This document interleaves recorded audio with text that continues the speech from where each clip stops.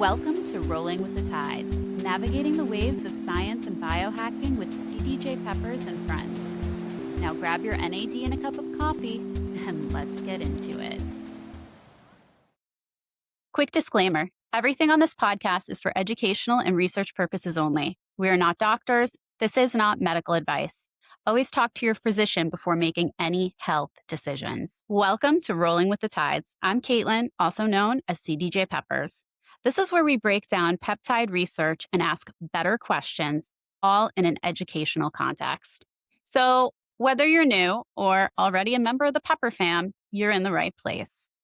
So let's get into it. Okay, so I'm super excited. I know I always say I'm excited, but today I'm really excited because my friend Coach Cam is one of the OG pepfluencers in the peptide space. He's founder of AminoWell Labs, creator of the legendary Coach Cam's Peptide Academy with over 1,300 members on school, my co-host of the Pepfluencer Roundtable, former bodybuilder, exercise science and motor rehabilitation major with minor in nutrition, and honestly, one of the most comprehensive educational resources in the peptide world.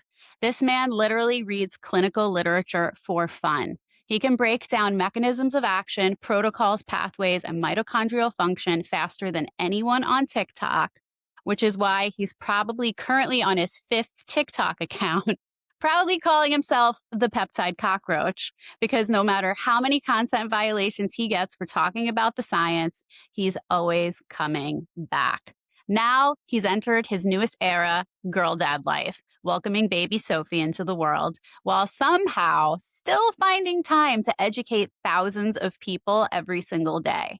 His favorite compound, MOTS-C. His favorite topic, the mitochondria, the powerhouse of the cell, which makes him the perfect guest for today's episode as we dive into mitochondrial health and the peptides that love it.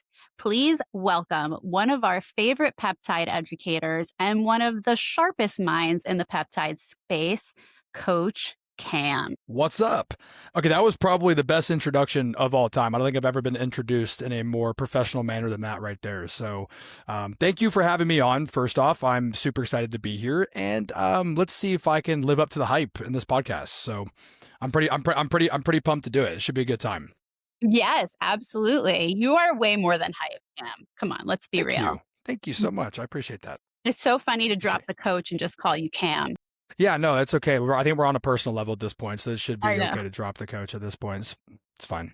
Oh, the mitochondria. What do you love so much about the mitochondria? Because you love talking about the mitochondria. I do, because I believe that it's the basis of health optimization in itself. I mean, when you talk about mitochondria, people, like, everybody goes back to grade school. You already announced it. It's a powerhouse of the cell. Everybody gets that. But I think that people often forget that mitochondria are found within every single cell, organ, tissue in the system, in your entire human body. So everything that needs energy to run, which is everything in your body, has mitochondria. We have to have them to function at optimal levels to be able to have optimal function. If dysfunction is anywhere in any specific tissue, organ, or system, there's probably some level of mitochondrial dysfunction associated with it to some capacity. So it's important to understand the complexity that is the mitochondria, and we don't have to overcomplicate it. I mean, in a nutshell, it is the powerhouse of the cell. It's used to produce energy. It converts food into fuel, which converts into ATP, and then your organs and systems and tissues use it. And it's that simple. Obviously, it's much more complex, but on a surface level, that's what we use it for. You have healthy mitochondria, typically everything else in your body responds better. Everything. Exactly. Everything. So basically, what do we mean when we say powerhouse of the cell? Let's break it down for some people, right? Yeah, so as far as it being a powerhouse, I mean, it is the energy converter. So when we think about a mitochondria, we think of it as like a factory plant.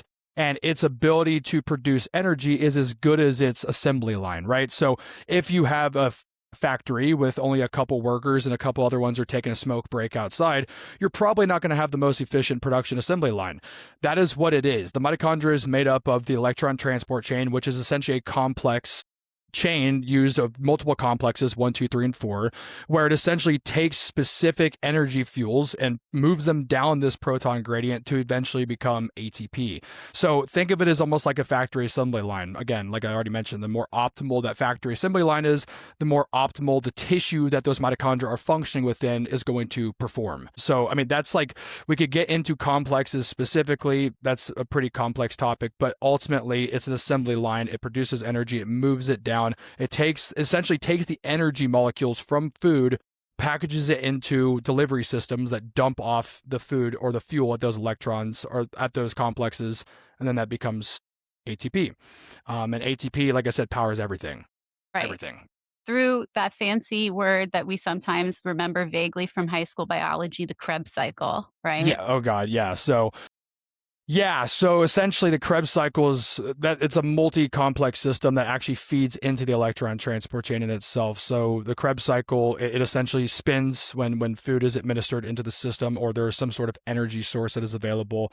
And that essentially is going to take essentially NAD. So NAD plus is one thing that will spin the Krebs cycle, right? And NAD plus is going to then stimulate the Krebs cycle to facilitate its actions. And that's going to then dump out NADH, FADH as some extra byproducts. Those two things then travel effectively to the electron transport chain and stimulate complex 1 and complex 2 to then start producing enough, essentially ATP to flow down the gradient to eventually, well, not ATP itself, but essentially it shovels electrons that are dumped off from NADH and FADH, which will eventually become ATP whenever it reaches complex 4, which is the end stage product for ATP production. So yeah. Oxidative phosphorylation. Yes, all those funny, awesome. Yeah, the fun big words. $10 words. The $10 words. All right. So let's get into the 4 main functions of the mitochondria for the people so they know a little bit more than when they walked in here. So we've got energy regulation, metabolism, mitophagy, redox balance. Let's talk about energy regulation. So we already kind of did, actually, I think. Yeah, right? we kind of did. It's more of the same, right? Your mitochondria's ability to produce and regulate energy obviously depends on the system in which the environment that they thrive and survive in, right? With it being an energy regulatory mechanism in itself, like it helps with the production of energy, but it's also the environment directly impacts its ability to produce energy in the first place. So if the environment that the mitochondria are existing in it's highly inflamed, there's a lot of oxidative stress and damage, its ability to adequately pump out energy becomes inefficient. So mitochondria are essentially products of their environment. If the environment is bad and there's high levels of oxidative stress, your mitochondria are less likely to efficiently produce ATP and more likely to actually produce reactive oxygen species, which is a byproduct of normal ATP production, but also it's a byproduct of dysfunction, and high levels of reactive oxygen species end up damaging your energy production in the first place, and it makes for an entire system to become even more dysfunctional than when you originally started, right? So that is how dysfunction starts to manifest in the mitochondria. Its ability to regulate energy depends on many outside variable factors as well, on top of your mitochondria's ability to be flexible, which means they can easily burn carbs or fats, and many other things. Its ability to upregulate antioxidant enzymes to help prevent damage from occurring in the first place. But we can dive into that a little bit more. But yeah, the energy regulatory effects, mitochondria are very much a product of their environment. So your system has to be clean. Now, your mitochondria are part of that system, so it all goes hand in hand. Yeah. Like the control and support of the mitochondria, which we'll get into later. There's diet, there's exercise, circadian rhythm, supplements, peptides. There's a list. We'll get into those later. But you were talking about reactive oxygen species, which kind of segues real nicely into redox balance, which is... Yes. The redox balancing within the mitochondria is essentially the balance of reactive oxygen species with antioxidants. When your mitochondria produce, let's say you're highly efficient, 100% shooting from 3-point like LeBron James or something, maybe not LeBron James. Anyways, your mitochondria are efficiently producing ATP. Even when you're efficiently producing ATP, you still produce reactive oxygen species. This is what we call a byproduct of production. So when your ATP produce, or when your mitochondria produce ATP, you always produce reactive oxygen species. But the problem with dysfunctional mitochondria is they produce less ATP and more reactive oxygen species, because those complexes that I mentioned a couple of minutes ago, 1, 2, 3, and 4, those things can essentially get congested. So the analogy that I always use, think of your mitochondria, your electron transport chain, as a highway system. So complex 1, 2, 3, and 4. These things can get congested or damaged due to certain things. Again, typically environmental factors, oxidative stress, inflammation, chronic stress from lifestyle factors, environmental toxins, poor diet, insulin resistant, anything that's negative can cause dysfunction. So when they get congested, your mitochondria become less efficient at making energy, but more efficient at producing the things that actually damage your mitochondria in the first place. So redox balancing is your mitochondria's ability to balance reactive oxygen species and use them in a controlled manner to effectively upgrade function over time, versus an overaccumulation of reactive oxygen species, which damages them. So redox balancing is the regulation of reactive oxygen species with antioxidants. So it's a favorable ratio. When you're training, you want reactive oxygen species higher than antioxidant support so you can get an adaptive response, which we'll talk about with peptides here in just a little bit, I'm sure. When you're at a baseline, you want them obviously relatively similar, but to grow, you have to have some level of stress. And that is essentially where we leverage redox balancing. It's always trying to keep you in homeostasis, but dysfunction takes you way up here and you don't want to be up there chronically. Right. So talking about like stressors on the mitochondria being a good thing, like mitophagy is a next like natural one, I think, to talk about, like the quality control, the degradation of damage. Yes, exactly. Your mitochondria do a very good job at self-regulating themselves up until a point when dysfunction becomes too much, then your whole system sucks. But naturally, your mitochondria do two different things, because I guess we could touch on biogenesis as well. Your mitochondria are not infinite. They, I believe, have an active life of around 100 days or something along the lines of that. Don't quote me on that specifically. I think it's around 100 to 120 days. So they have a shelf life, essentially. But like when they recycle, right, via mitophagy, the goal there is to get rid of the damaged, unused mitochondria. There's always things that become dysfunctional in your system, but your body does a good job at essentially replacing that. So mitophagy is essentially the recycling of damaged, unused mitochondria. Mitochondrial biogenesis is the formation of new healthy mitochondria, right? Or at least in theory, they should be healthy, relatively speaking, dependent on your environment once again. So it has a self-regulatory process, and then there's obviously compounds that you can implement that upregulate these certain processes, so you can stimulate mitochondrial production quicker, or you can stimulate mitochondrial recycling quicker to get rid of dysfunction or to improve function at a quicker rate. But they do have built-in, recycling systems, because again, your system tries to maintain what we call homeostasis, which is just equilibrium. It wants to be functional, and it tries its hardest to reach a functional state. So if that means it upregulates mitochondrial biogenesis with proper signaling, it does that. If it upregulates mitophagy for proper signaling, it also does that. Okay. We covered a lot there. Yeah, we did. We did touch a lot. No, you're good. We did. There's much to talk about. There's so much to talk about the mitochondria. It's a really exciting topic. That's why I wanted to dedicate like a full episode to it. Because when you understand how the mitochondria works, you can understand how those metabolism mitochondria peptides work. And we just did an episode on stack building, and a whole category of peptides are mitochondria drivers. So yeah, it's a great place to target. It's one of the best. I think it's one of the leading. I think it's going to be in the future one of the leading ways to develop proper health outcomes. Like I genuinely believe that it starts at that level, like very deep within the cell itself, the mitochondria. I think that's going to be one of the main target points. And it kind of is. A lot of new compounds and peptides that are being developed for specific exploitation of mitochondrial function to some capacity, like most compounds. Absolutely. Yeah. And when you talk about the whole point of peptides, really, is cellular medicine.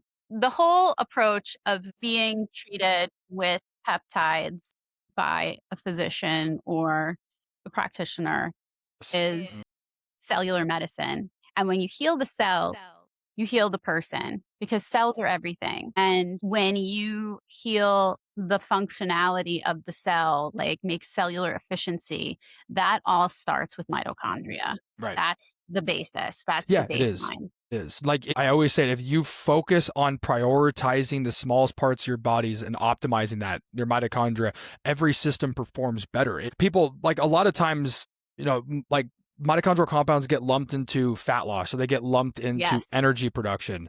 And it's Right. like, yes, you're right. Those are both correct, but that's essentially a byproduct of restoring normal order in your system. It's not just it doesn't just equate to energy and fat loss. Everything gets better. Your ability to sleep, your ability to perform and build muscle tissue, your ability to have improved cognition. Every single system effectively gets an upgrade because, again, we go back to the mitochondria and the level that they play at. Every single cell, organ, tissue has mitochondria and requires efficient ATP production to function to its normal capacity, right? Like your cardiovascular system, your brain, your pancreas, your liver, your kidneys, all those have mitochondria and they need mitochondrial energy, ATP, to do what they're supposed to do. Right. And I think coming off of what you said about people confusing mitochondrial peptides with weight loss or equating it with weight Right, loss right. is because the mitochondria is responsible for metabolism. Correct. Yeah. You Paired with know, thyroid function. Yes, very right. much so. Exactly. Yeah, for It's the sure. big factor. So, I mean, it's not entirely a wrong assumption, but it's a Right. reductive assumption. Yeah, I think you're minimizing like the actual effectiveness of what the mitochondria does for you.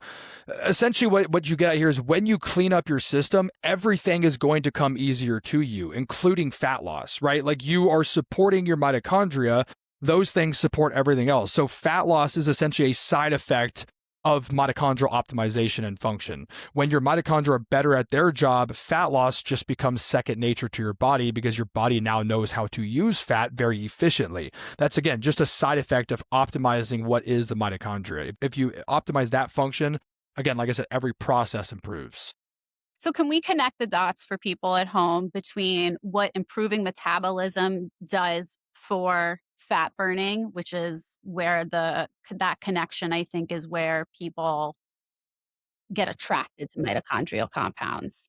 Yeah, so there's a lot to connect there because, again, like you have the thyroid that plays into, because your thyroid is essentially your metabolic, it's the metabolism gland, right? Like your thyroid hormones are what control essentially how efficient mitochondria can produce ATP energy in the first place. So if you have terrible thyroid function, you probably have terrible mitochondrial health. If you have terrible mitochondrial health, you probably have terrible thyroid health. It all connects, right? It's all connected. If you optimize mitochondrial function, thyroid function typically starts to trend in the right direction. Anyways, the connection between improved fat loss and mitochondrial health is when your mitochondria are more metabolically flexible, for example. This means that your mitochondria, because predominantly your body runs off of glucose, it runs off of sugars. Your body's very efficient at utilizing sugars until a certain point in which it no longer is good at burning sugars, and it also never has had the chance or the ability to actually burn fats whatsoever. So mitochondrial flexibility, or essentially what we would call it, is your body's ability, your mitochondria's ability to burn carbohydrates and fats readily as energy sources. Your system should be functional enough to swap between substrates depending on the specific environment. And we'll talk about proper deployment of those compounds, and that's how it kind of helps leverage those specifically. But there are many pathways that are upregulated to help bias that. So one of the big drivers with mitochondrial function is AMPK, which is a pathway that essentially tells your body, hey, we don't have enough energy. We have to become better at producing it within ourselves because we're not getting any more coming in. It's essentially not a starvation signal, but it's a signal that tells your body we need to become better at producing energy from what we have. So let's take stored energy and let's convert it into active energy. So AMPK is one of the main pathways that is kind of triggered when we come to find out that we're wanting to improve mitochondrial function. When you do that, you trigger a cascade of pathways and optimization routes that make your body more resilient and more efficient at energy production, right? So now you become more insulin sensitive. So insulin sensitivity is a huge one because most people that we make content for and just in the world in general are insulin resistant.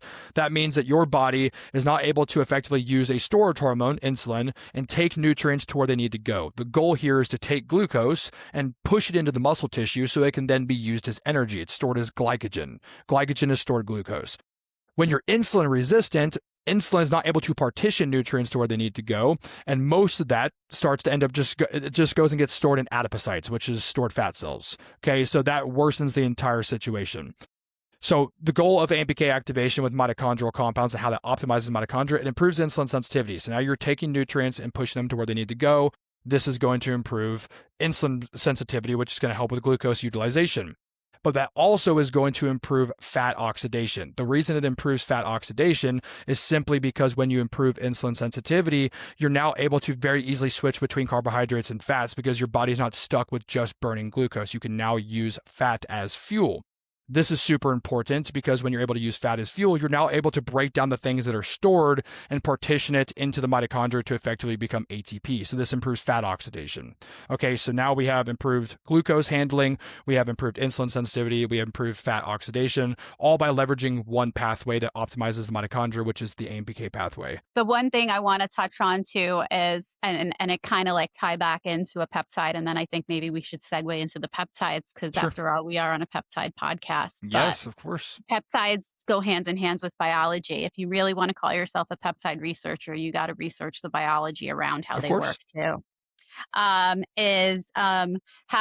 mitochondria adapt to different stressors. So, like how you recommend to people if they're going to deploy MOTS-C to go do some fasted cardio to Right. stress the mitochondria. Right. Because just like you're working on a muscle, you can work on your mitochondria because of morphology, which means it actually changes shape depending on the amount of stress it's put on it, which I think is amazing. Yeah, it's But pretty cool. yeah, Yeah, so so there's ways that we can leverage performance or administration of food or the lack thereof to kind of stimulate mitochondrial function. So one of the big ones obviously is fasting because that in itself is already a stressor. And so it biases the same pathways that a lot of peptides kind of bias. Again, AMPK activation. Fasted state essentially is a stressor that tells your body, hey, there's no food coming in, so we have to become more efficient at producing energy within our body because we don't know when our next meal is going to come. So that in itself is an environmental stressor. Pairing that with exercise is also an environmental stressor. It's exactly like you explained perfectly, the analogy of you go into the gym to train your muscles, and then your muscles, you don't build muscle in the gym, you break it down, then you recover, and then your muscles adapt by becoming bigger or becoming stronger, or hopefully both. Same thing with your mitochondria. When you push them through controlled stress, which is, again, we talked back to the redox balancing thing, you don't want to overdo it, with poor environmental load and things of that nature. But when you have controlled stress, you essentially force stress on your metabolic, your mitochondrial network, and then your mitochondria then adapt, right, or recover due to proper health supplementation and recovery outcomes. And then they adapt. So now they become better. When I say they become more resilient, it means that your mitochondria have built-in enzymes that are able to upregulate in the presence of stress to upregulate antioxidant support, right? So again, antioxidant support helps fight off the reactive oxygen species. This is one of the ways that your mitochondria adapt to that controlled signal. And again, the whole point of stressing out the mitochondria is to upregulate reactive oxygen species in a controlled manner. The other way is, again, the improvement of insulin sensitivity, which again is going to downstream make your mitochondria better at using glucose, better at using fats as fuel. So now they're more metabolically flexible. They can burn both substrates. And then also those stressors can essentially co-signal other pathways, which we can dive into, like PGC1 alpha, which is essentially like the mitochondrial biogenesis switch. Activates specific enzymes that are called sirtuin enzymes, which play roles in mitochondrial quality and longevity and repair pathways that also upregulate mitochondrial function and numbers, and also upregulate mitophagy pathways. So you're biasing peptide signals with environmental signals that ultimately conform to develop like a very good environment for a mitochondria to exist within. I guess the easiest way to kind of branch the science together without making it overly complex is really, when you think about building muscle in the gym, it's the exact same thing for your mitochondria. You have to train them. And if you train them, they become better at their job. And remember, their job, very simplistically, is to produce energy. You want them to be very good at their job. So how do you do that? You stress them out, just like you would with your muscles in the gym. Mm-hmm. The exact same way. Yeah. And you also want to stress them out specifically in the fasted state when possible, because you want to train them to also use other things like proteins Yes. and lipids as energy, because that's how you see results. I keep like jotting down other peptides that I'm like, oh, that we need to talk about on this. So Yeah, there's for a sure. list, but we'll go through them. I know we'll bang them out. We will. All right. So that's like the crash course in mitochondria and how healing the mitochondria specifically of the cell heals so much because cellular function is the root of everything. And that is, to me, super exciting and fascinating. That's why I paid like a buttload of money to go take this course at Dr. Seed's Institute, because it's just, like that is the ground floor, healing a cell on a It cellular is. level. Yeah, I'm definitely addicted to learning that. Like there's still so much more to learn and know. Like I do not It's claim endless. I don't claim expertise in this field at all, because it's endless. Like you said, it is always evolving. There's always more information. There's always more things to understand. But if you want to take your education in any way, going towards the mitochondria is probably the best place to start. It's very complex. There's a lot of layers to it that we can go way deeper, but it's super, super important to learn that, because I think it's, like you said, the basis for everything. It really is. Hmm. Yeah, it's the basis for life. I mean, Yeah. without energy, what are we? Nothing. Yeah. Nothing. So, all right, we'll start out with the compounds, because just to rattle off quickly, the way you train your mitochondria, which is control and support your mitochondria, is diet, exercise, good circadian rhythm, supplements, and peptides. So, I mean, I know everyone's like, talk about the peptides, but I kind of want to take a beat and talk about something that you preach a lot and that I preach a lot, is diet and exercise being Right. super important here. Right. Yeah. Talk a little bit about how Yeah. important it is. It like that's the basis for everything. Like when you talk about peptides and people in the peptide space, like the most important factor is your pillars. And I always go back to the pillars, and I say that your pillars of optimization are your lifestyle, right? So you have your nutrition, you have your energy expenditure, whatever that looks like. I chalked it up to multiple things. It could be cardio, it can be resistance training, it could be walks, it can be whatever you do to move your body. I do think that everybody should resistance train, but not everybody's going to. And then obviously things like health supplementation, sleep, and then blood work, right? Now, blood work, you don't have to necessarily classify as a pillar, but it's like, how do you know what's going on internally if you're not looking at your internal numbers? I think it's very important to look at blood work and also look at biofeedback. But if you don't focus on those things, then you're really missing the entire point, because again, like we'll dive into the peptides, I'm sure, but like you try to optimize a system that's not optimized with your lifestyle, with your pillars, and then you're wondering why you're not getting results. And it's like, okay, well, that's probably why. So the role that things like nutrition and like, lifestyle plays into the mitochondria is more important than any compound that you're realistically going to take, because your nutrition, first off, like if you were eating like a slob, if your food is driving insulin resistance and the lack thereof activity, like you're never going to get into an environment where you can properly signal the mitochondria to be stressed. What you're going to do is you're going to create an environment that is flooded with reactive oxygen species, and then you're not doing anything to actually force stress and adaptation. You're just forcing stress that's unrecoverable and creating more damage, and that's where disease and dysfunction sets into place, right? Insulin resistance leads to type 2 diabetes. Insulin resistance even leads to what people would call type 3 diabetes, which is things like Alzheimer's, right? It's not largely classified as that yet, but I think that we'll get to that point eventually. But that is essentially where you have done so much damage, so much reactive oxygen species that it's become toxic. And all of that is realistically controlled by your nutrition and by your energy expenditure. And again, sleep and stuff is very much important as well. We shouldn't knock sleep, but it's less talked about, honestly. But exercise is used for a reason. There's no replacement for movement. There's no replacement for exercise, because that stimulates all of the pathways that every peptide that we will talk about today stimulates. Exercise already does it. So if you start having that pillar set in place, that foundation set in place, you win. You're going to be able to take these peptides and optimize your lifestyle. If you have proper nutrients in place, and I don't just mean food, I mean high micro, high macronutrient profile whole foods. If you're eating hunk and junk, I talked about it in my TikTok live stream today.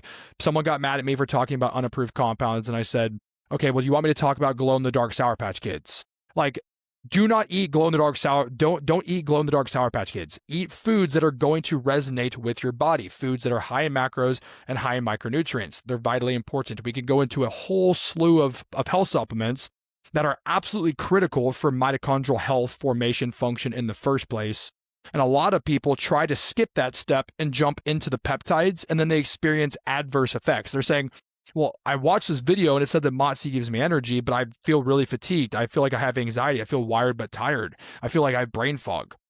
It's probably because your lifestyle, your pillars are not dialed in. They are the most important factor in all of it, right? And I could talk for hours about these kinds of things. But like that is the most important thing. If you guys take anything away from this, understand that like what you do in your day already dictates whether you're going to be successful using peptides or not. So you have to dial in those pillars every time. Right, right. Now, what are some supplements that we should employ to get our body and our mitochondria ready for the peptides? Because I know supplements are huge. And even in a lot of the stacks that we're learning about in the Dr. Seeds course, they often give a list of added supplements for the patients in those studies. Yeah, for sure. So a lot of it can be obviously captured through nutrition. Your primary goal should be, what can I get through nutrition? And then if I'm not getting it through my nutrition, what do I need to supplement with, right? So again, a supplement, like look at the name. It's supplement. So you add it into your lifestyle. You don't make it the end all be all of your lifestyle. You supplement with things that you're not getting through your nutrition. So that's important to start off with first. With that, I like to use the app Chronometer because Chronometer tracks macro micronutrients beautifully. So if you were developing a meal plan, which I think everybody should have a loose meal plan that they follow at least most days. I say an 80-20 rule is very useful for most people because you can stick to that. 5 days on, 2 days off, whatever you want to do. But essentially some of the core compounds, the core supplements, core minerals that you want to be looking out for mitochondrial function are going to be B vitamins. For a lot of people, methylated is just the better option because a lot of people have MTHFR genetic mutations where they can't convert specific B vitamins or specifically B9 folate into its active form. So methylated B vitamins are always a go-to. B vitamins do quite literally everything in the body. Like if I were to go through each one, basically in a nutshell, B vitamins are a necessity for life. They do every process in the body. Another one that I really like is TMG, or it's also called betaine or trimethylglycine. This is a methyl donor. Now, again, when you try to optimize mitochondrial function, you are naturally going to increase methyl donor demand, right? So supplementing with methyl donors, B vitamins work as methyl donors, but TMG or betaine is a very, very available one that helps clear homocysteine, which is when it builds up in excess, it can cause cardiovascular strain, but it helps convert it back into methionine. Again, methyl donors, very useful to supplement with. We don't have to go too deep on that. Another one that I really like is glycine. Glycine, again, just supports there's a lot of things that glycine does. One, it's amazing for sleep optimization, but it's also the backbone for glutathione production as well, which is a very important antioxidant that helps regulate reactive oxygen species.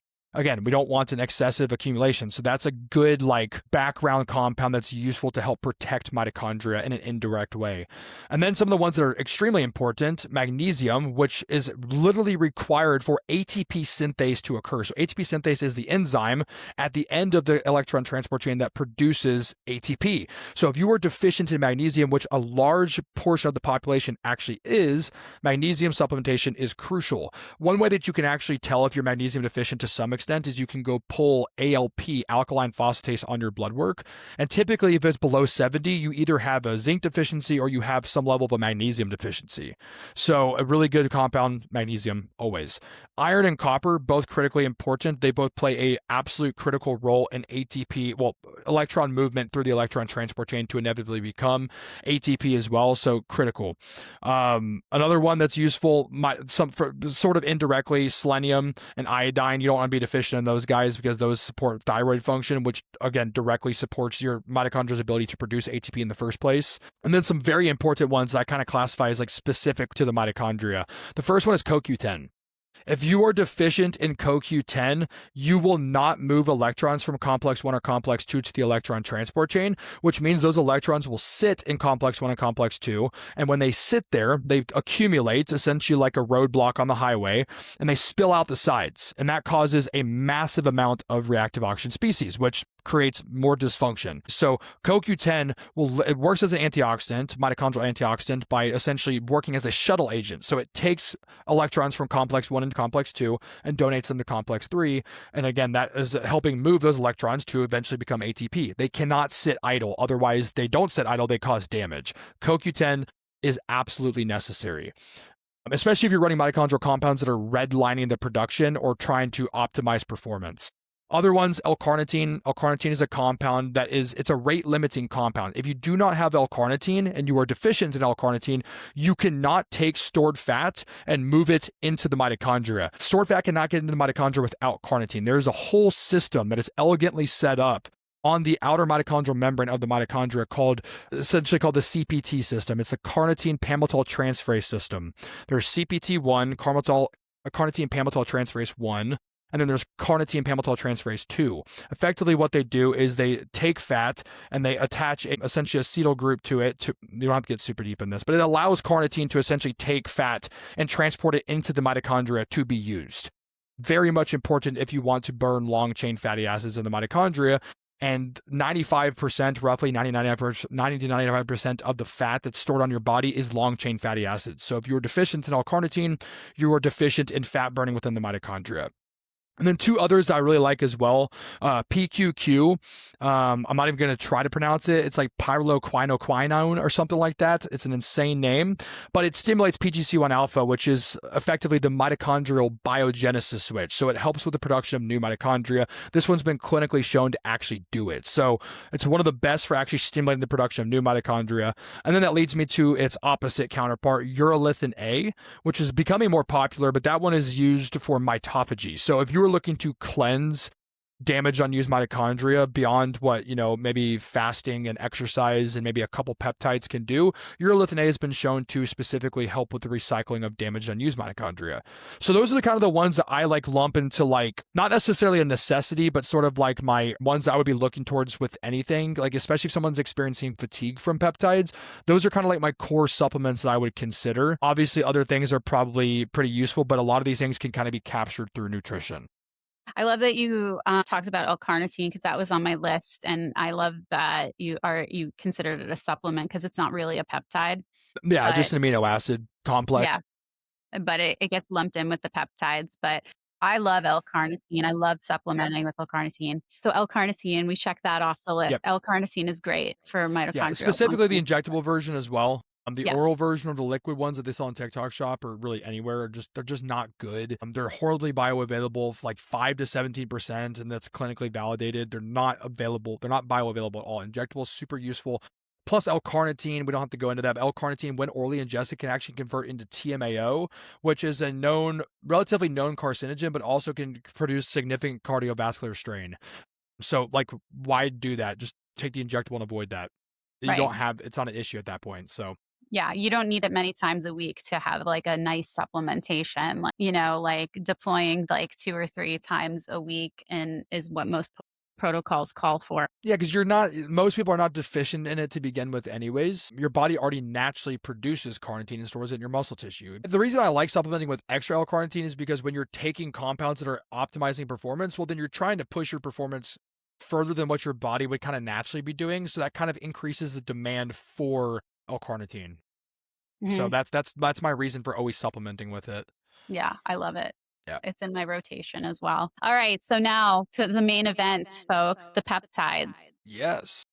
Let's talk about your unashamed favorite compound, MOTS-C. Yes. MOTS-C and its best friend, the mitochondria. Yes, MOTS-C. I'm also MOTS-C. There's essentially a derivative of MOTS-C that's kind of not making headway yet, but it's called CB4211, and so we don't have to necessarily talk about that one in specific just yet. But it's at least like a derivative of MOTS-C, and supposedly maybe it'll be a little bit better. Who knows? MOTS-C is still absolutely amazing. I love it. The compound itself. Okay, so MOTS-C. There's recent clinical literature that we can kind of talk about as well, but MOTS-C in itself, mitochondrial derived peptide. Okay, so it's already naturally found within your body, produced.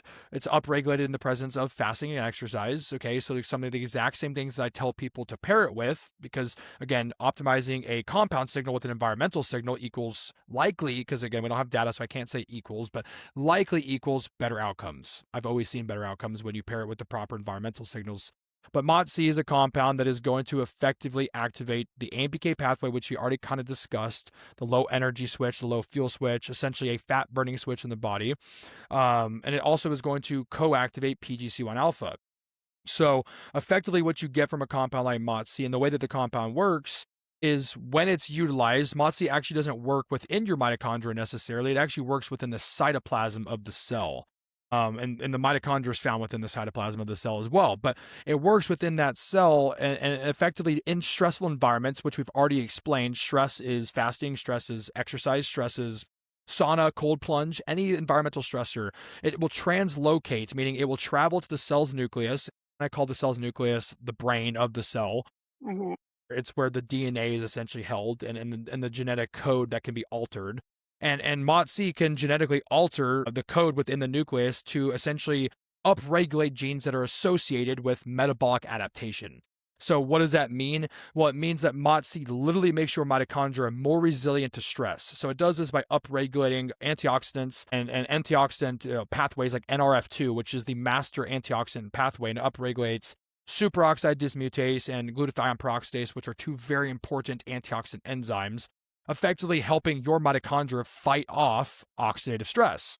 So this is how your mitochondria become better at combating stress. This is the adaptive response that your mitochondria get to controlled stress that we talked about. This doesn't happen when you're dysfunctional, right? Because there's too much stress for your mitochondria to recover from. Again, it's always about controlling the stress. You don't go to the gym and you train chest 7 days a week. You're not going to grow muscles doing that. Same thing with your mitochondria. If they're chronically stressed, they're not going to be able to actually have any time to recover. So MOTS-C, it's controlled stress, right? Which is why typically people say remain fasted for 2 to 4 hours, because upregulating that stress, and then you're recovering from the stress and then adapting to it. Mm-hmm. And also, again, like I said, by activating AMPK, you automatically are going to upregulate or improve insulin sensitivity. You're going to improve glucose uptake into muscle tissue, independent of the need for insulin, which is really important, because if you can actually have glucose get into the muscle tissue without insulin, well, that dramatically improves insulin sensitivity because you have less insulin required to move glucose and food and nutrients to where it needs to go to be used as energy. It also improves fat oxidation and maybe biogenesis signaling, so the signaling of new mitochondria. The most recent literature showed that it didn't, but there's limitations to that study. It was only done for 20 days, and it wasn't necessarily paired with fasting or exercise. And we know that those things can signal mitochondrial biogenesis. So I believe MOTS-C paired with the right environment could probably stimulate it, plus maybe longer term use could probably stimulate it. And then I forgot to mention MOTS-C also upregulates mitophagy pathways. So essentially MOTS-C is a complete overhaul of how your mitochondria work. It works all the way upstream, like think about it like inducing cascades that facilitate change downstream, but it effectively just makes your mitochondria better at their job. Now, the most important factor to remember with MOTS-C, and people really forget this because you see videos where they say it's for energy, MOTS-C is a stress compound. Its whole point is to stress out your system. So if you are a system that is already stressed and you're adding a stress compound on top of stress, that's more stress. And if you can't recover from the stress that your body's already dealing with, what makes you think that you can recover from MOTS-C stress on top of your already stressed out system? You can't, which is why some people feel worse. And then that goes back to lifestyle, which I already talked about, and the health supplements I already talked about, to help protect your mitochondria and upregulate their processes, so then MOTS-C can work for you and not against you.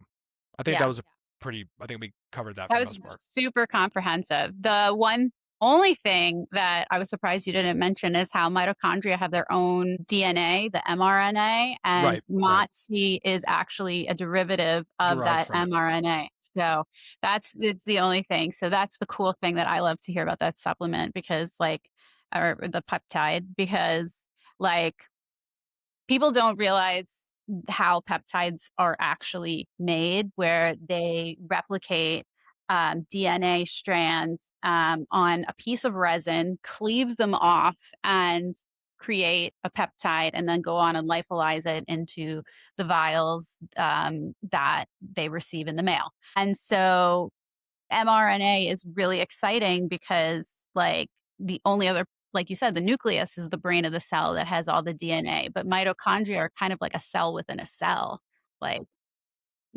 How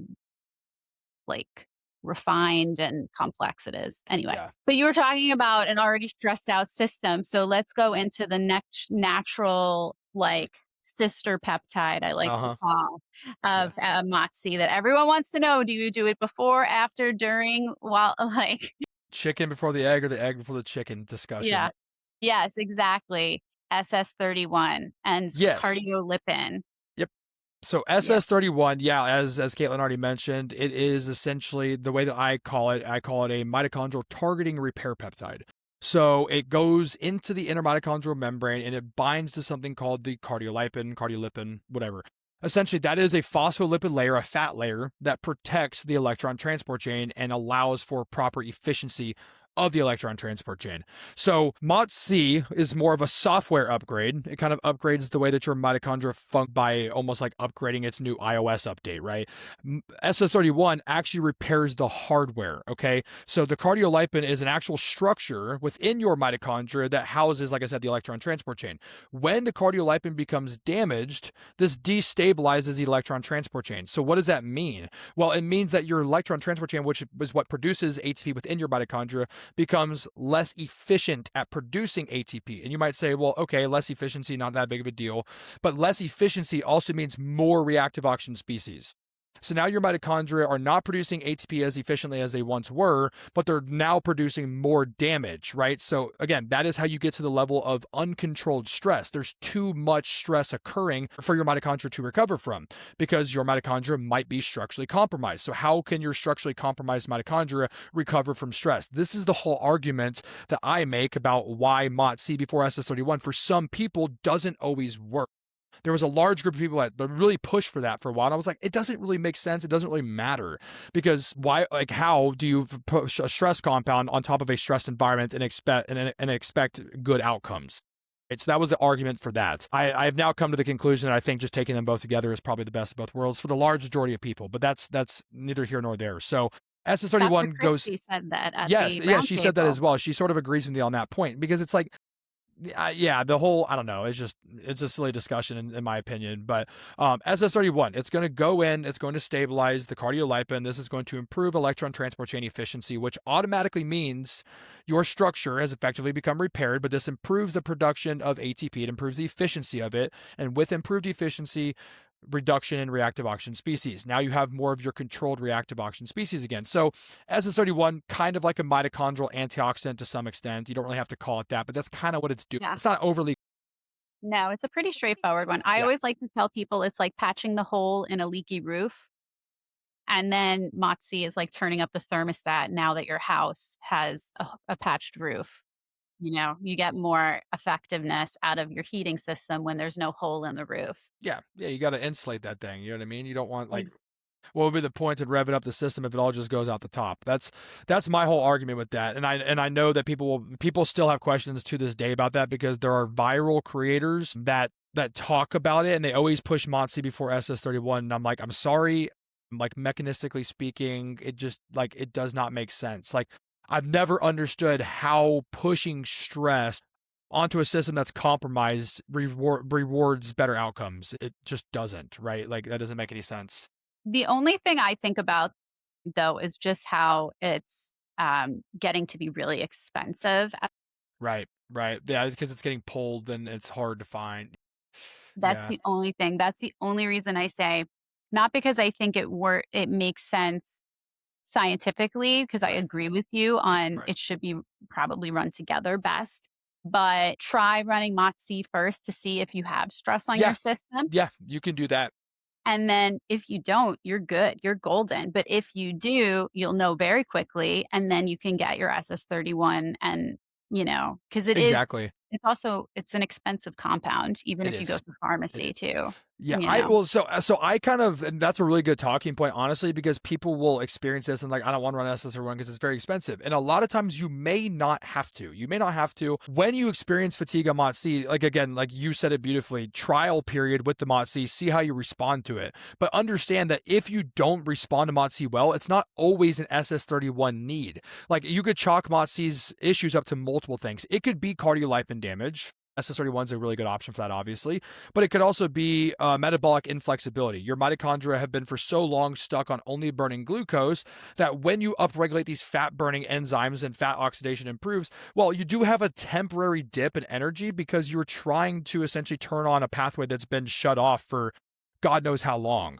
The other thing could be just raw material deficiencies. We kind of talked about those things a minute ago, all the nutrients and supplements that I recommended, and just caloric intake in general. Because here's another big thing. People always, like, when do people run MOTS-C? If you are trying to run 1,000 calories a day and also run a stress compound, you are going to feel terrible. It's not going to work. So that's another big reason. And honestly, I probably think the biggest reason why it occurs. And then I think one of the other reasons is just oxidative stress and damage and inflammation, right? So if you control those things, a lot of times you may not even need SS31. Some people do though, and that's why they run it. But I will say this, even if you don't need SS31, you could always run SS31 because it always makes your MOTS-C and any mitochondrial compounds more effective because you ensure that you have. I look at SS31 as like a mitochondrial insurance policy. Like, it just protects the mitochondria, even if there's nothing to necessarily protect from at that point in time. Right. I think that's great. I think we kind of covered it. So the next one is like a double whammy to talk about because I think they go hands in hands. I think they're like partners. They work super synergistically, but it's 5 a.m. and NAD. Yeah, cool. Yeah, no, let's do it. So we can start with 5-amino. Yeah. So 5-amino, small molecule. It's not technically a peptide, whatever, but it's in the research space, so we call it a peptide.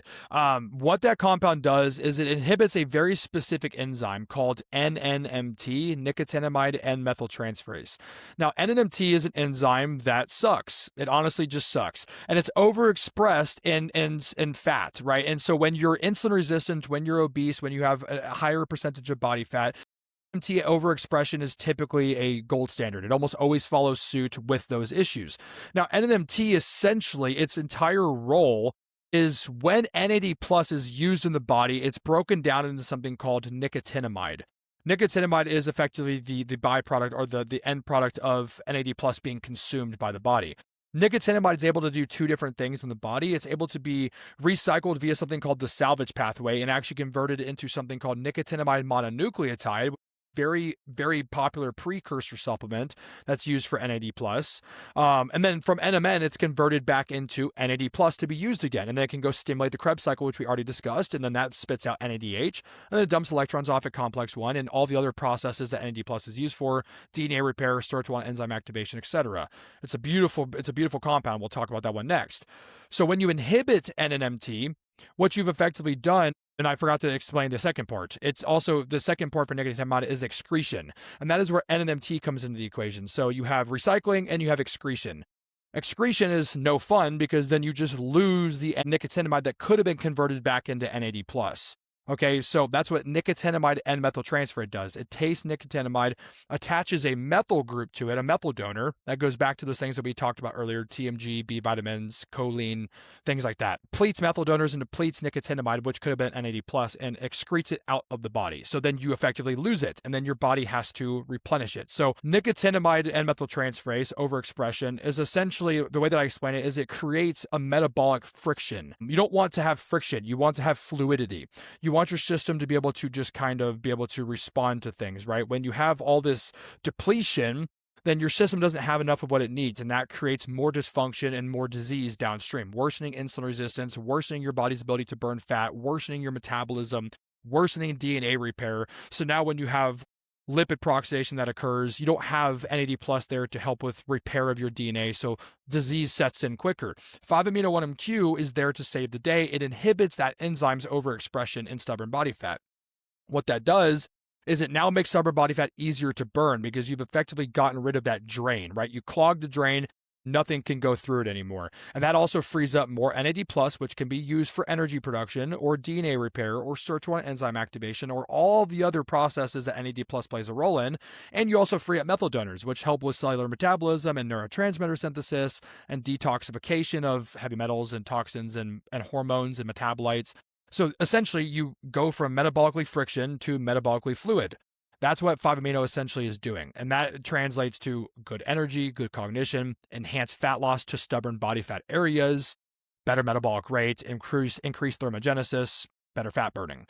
NAD+ essentially goes hand in hand. We just kind of discussed it. NAD+ is a coenzyme that is used for so many biological processes. The most notable ones that we often talk about are, again, the electron transport chain, stimulating the Krebs cycle. Krebs cycle converts, NAD+ essentially into NADH, which is essentially the reduced version of NAD+, which has electrons. Think of it like a bus. that's transporting electrons. NADH is that bus that has the electrons, thanks to NAD plus stimulating the Krebs cycle. NADH dumps the electrons off at complex 1. They eventually become ATP. NAD plus also helps with, like I said, DNA repair and SIRT1 enzyme activation, and then also co-activating PGC1 alpha essentially as like an indirect metric, so signaling mitochondrial biogenesis. But with the SIRT1 enzymes, those are essentially like mitochondrial, not insurance policies, but they essentially improve the quality. They're like quality control enzymes for your mitochondria, for repair pathways, for longevity pathways. So that's what NAD plus does. Effectively, it is like fuel for your mitochondria, or helps with the delivery of fuel for your mitochondria. 5-amino and NAD plus go hand in hand, because just because you take 5-amino and you have more available NAD plus doesn't necessarily mean that you couldn't supplement with additional NAD plus to push those processes a bit further. I like to describe NAD plus as like, picture your your your cell is a campsite, mitochondria is a campfire, and you're putting logs on the fire. Yes, exactly. You know? Yep, that's perfect. That's a perfect explanation. Because Yeah. people do So often ask, like, what would be the difference between something like MOTS-C and NAD+. Like I explained, MOTS-C, think of it as like upgrading your iOS. Like, it's a software upgrade for the mitochondria. It doesn't directly do anything to the mitochondria specifically. It just upregulates gene expression and those things. Like, it doesn't necessarily interact with mitochondria specifically. NAD plus plays a direct role. Like, if you remove NAD plus from your situation, then your mitochondria are not getting fuel for the fire. They're not getting logs placed on the fire. You have to have NAD plus for the Krebs cycle to spin. You have to have NAD plus for the electron transport chain. Otherwise, you don't have energy production. It just ceases to exist. It is literally fuel for the fire. Oh, that's a great analogy. I actually stole another analogy from you that is in this same vein, where it was like you one time told someone when they were asking this question, what is the difference between NAD and MOTS-C? Was like, well, think of NAD as putting logs on the fire and MOTS-C is digging a deeper fire pit. And I Right. was It like, allows for expansion of said fire pit. Yeah, it's a good analogy. yeah, It works. that was yours. Oh, that's a great. I do remember saying that one time, but it is, yeah, it's very much true. Like, you upgrade the network, so essentially your fire pit's bigger. I don't know if you guys know about Texas A&M, but they do those giant bonfires. That is essentially what's going on, right? They make the MOTS-C allows these fire pits to be way bigger. NAD plus is adding those gigantic logs on there to make the fire bigger and better. Exactly. Now, I have a lump of peptides that I am putting together because I think of them as exercise mimetics, Yes. but you might be able to like correct me a little bit more into the intricacies. But there's peptides like that people deploy for that are working directly on the mitochondria as for stressing out the Yes. mitochondria, BAM15, SLUP, ACAR, and carradine. Am I saying Yeah. that one right? Carderine. Yeah. Carderine. Yeah, Thank carderine. you. Yeah. Carderine. So, okay, so we can kind of go through those one by one. We can start with iCar. So Mhm. iCar is like, okay, so the cool thing about, we go back to MOTS-C again, but MOTS-C actually disrupts something called the folate pathway, which is then effectively going to increase iCar within the cell. And when iCar accumulates in excess, this triggers the AMPK pathway. AMPK, iCar, AMPK go hand in hand. iCar is no different. It's just not the same as MOTS-C. So iCar doesn't necessarily have the ability to translocate to the cell nucleus and modulate genes, but iCar can very, very potently stimulate the AMPK pathway. In fact, it's probably stronger than MOTS-C when it comes to AMPK activation, which is why you do have to, for some people, they do have to be careful, because remember, AMPK, that pathway is effectively a low energy switch, low fuel switch. It's a very strong stress compound. Again, iCar would be considered an exercise mimetic because it is upregulating the exact same pathways that you upregulate in the presence of fasting or exercise or some sort of environmental stressor. Not a replacement. There's no replacement for exercise. I've already said that once, I think. But iCar is a compound that just genuinely stimulates the AMPK pathway. So the way that it works, when you inject iCar, it mimics something. So it converts into something called ZMP, which directly mimics AMP, which then stimulates the AMPK pathway. And then it drives all the effects. The low energy switch goes off. This improves glucose uptake in muscle tissue. Specifically, a transporter called GLUT4 translocates, which is a fancy word for saying it moves to the cell's nucleus, or the surface of the membrane of the cell, and essentially allows glucose to be sucked up into it. Okay, so it improves insulin sensitivity in that way, improves glucose uptake, it improves fat oxidation. It essentially stimulates the exact same pathway that you would be doing from fasting or exercise. And it's very strong at it. It very potently stimulates it. But again, pretty simple compound, very potent AMPK activator. So Go ahead. Sorry to interrupt, but how is that different from 0301? Because I know they're similar. Are you saying 0301? Or are you saying ATX 304? Is that the same one? Yeah, it's ATX the same 304. one. Yeah, So ATX, so I would need to look into the specificity of how, like, I want to look into like how they are specifically different, because like it would be the way that they go about activating AMPK. right. Because iCar, when it's injected, like I said, it mimics ZMP, AMP. That's how it delivers. From my understanding, and I need to do more digging into ATX specifically, it's still a potent AMPK activator, but the way that which it goes about doing that is ultimately going to be different. I don't know exactly the mechanism behind that. Um, but that's kind of how it's how it's different. Like MOTS-C is different from iCar in the fact that they do it through two different ways. So you're getting AMPK signaling. It's just from a different lever. I Right. don't know the exact lever behind ATX 304. The only thing I know the difference between ACAR and 0304 ATX, what Yeah, is it also called? ATX or 0304 as well. Same Yeah. same thing. The only is it doesn't have the blood thickening effects of ACAR because there's a blood thickening side effect for some people in ACAR that 0304 does not have. Yeah, I've seen that with iCar, and that was with, I mean, it's with sky high dosing, which Right. is never really going to be applied in our setting, especially because the formulations that kind of exist in the research space are not even close to what they use clinically. Right. But Right. yeah, 0304, like essentially from what I read a good abstract on it, and essentially the conclusion: potent AMPK activator, seems to signal mitochondrial biogenesis, upregulates brown adipose tissue thermogenesis. So it essentially Mhm. just makes your fat more metabolically active, which is technically like what all of these compounds are going to be doing to some extent. Like they're going to be stimulating that. They're going to increase the thermogenic effect of fat by activating those same pathways that you do with exercise. It's the exact same thing as getting in a cold tub. Like when you get in a cold tub, you stimulate brown adipose tissue thermogenesis, so it makes stubborn body fat a little bit more metabolically active. Mhm. But I believe the cool benefit of ATX 304 is it's a very much bioavailable administration, which is why I think people will probably think that that's a cool compound in the future. Yeah. And like the other thing, just to if you're any professional athletes happen to be listening, these compounds that we're talking about right now, the all of the ACAR, 0304, carradine, SLUP, BAM15, banned by WADA. Yes. Well, you wonder why. It's like, oh wow, these things probably work pretty well if they're being banned before they're even approved. Yeah. Right. Right. That that Yeah. that definitely that should be like, people bring the argument if they're not FDA approved. Well, it's like, hey, they're on a ban list for sporting events, so Mhm. there's some validity behind them, right? Maybe, right? Yeah. Okay. Mhm. All right. So we can Yeah. move on to SLU. We can do SLU PP Mhm. 332. This one's got a lot of flack in the industry. I think it's honestly not so much because the compound itself, but because how companies dosed it originally, how it was being formulated. It was being dosed simply too low compared to what was seen in rodent models. Obviously, we don't really have human data, so you go based off of rodent extrapolations, and the dosing was way higher than what was being formulated. SLU is a compound that works through the estrogen related receptors, not specifically estrogen. It doesn't modulate estrogen numbers or anything like that. It works through estrogen related receptors, alpha, beta, and gamma. So it's what we would call a pan agonist, meaning it stimulates multiple estrogen related receptors, right? And what it does is essentially makes your mitochondria a very good fat burner. Well, we kind of get that with other compounds, but through different pathways. So this is where synergy, the word synergy, comes into the equation. I always explain synergy as a 1+1=3 effect, because you Mhm. take two compounds and they kind of do two separate things but deliver one solid outcome. SLU is this a compound that can modulate genes that are associated with fat burning, right? So they can make your mitochondria more efficient at utilizing fat, essentially flipping on the fat oxidation switch within the mitochondria.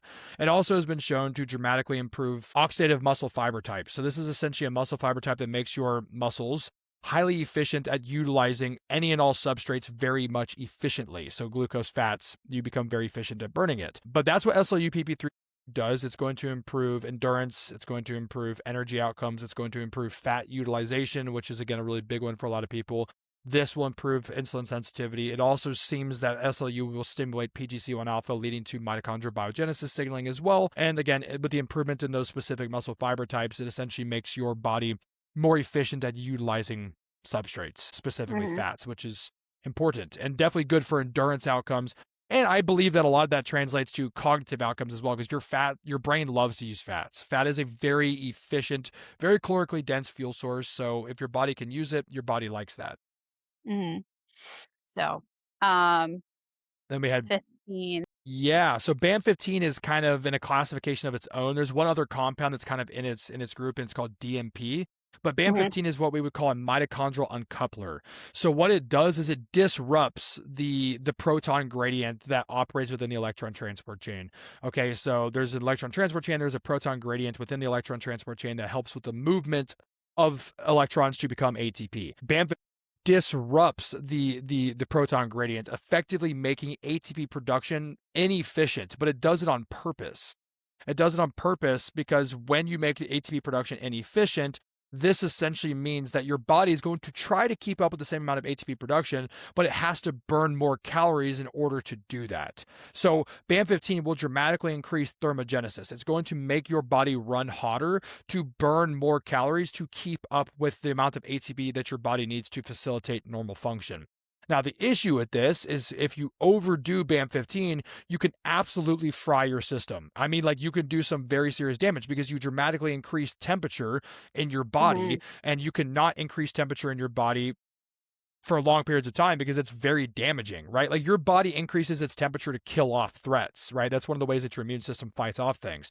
But if you chronically elevate your temperature, you can literally cause damage to every system in your body, right? That's very sensitive to heat. So, including your mitochondria, like BAM15 is very useful for controlling reactive oxygen species, but it also at the same time becomes a double-edged sword. If you overdo it, it can cause a lot of damage to your mitochondria, effectively damaging them to irreparable degrees, and then you have to essentially go and repopulate them. So BAM15 is one that is like a proceed with caution type situation, but but it has a significantly safer profile compared to its older brother DMP, which is like just massively toxic, like very much a dangerous mitochondrial uncoupler.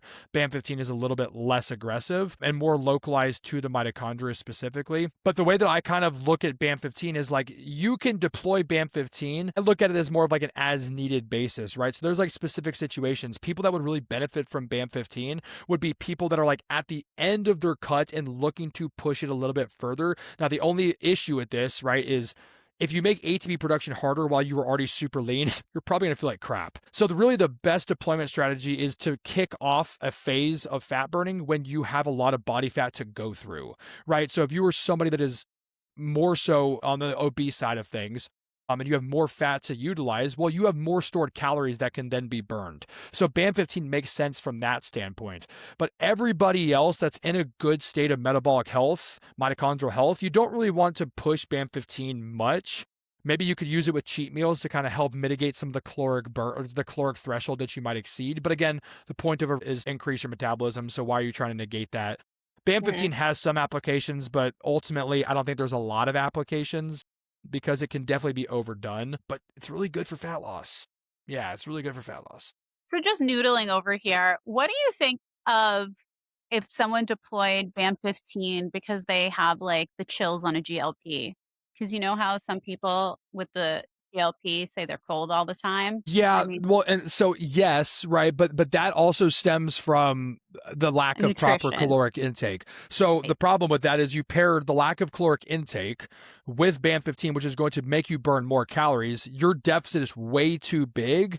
And also see. on top of that, with BAM15 essentially making things harder, it also creates potentially a more of an oxidative stress environment. So with the Mm, lack of calories plus that stimulation of more calories being burned, your deficit's way too steep already, and then you're stimulating more damage and you don't have any nutrients to combat oxidative stress. It can lead to more damage. I would say, like, realistically speaking, BAM15 is very good for people that are overeating, right? Because if you're overeating, right, well, you probably won't have cold intolerance issues to begin with, unless you're so metabolically resistant at that point, then that's an issue. But it's a combo that I think helps stimulate people that are really in a stuck spot when it comes to massive insulin resistance, massive metabolic dysfunction. But after the fact, or even while on BAM15, you want to support proper mitochondrial health, right? So having antioxidant support in place via glutathione or things like SS31, having your nutrients in place like we discussed, those are going to be really important with a compound like BAM15. But mhm.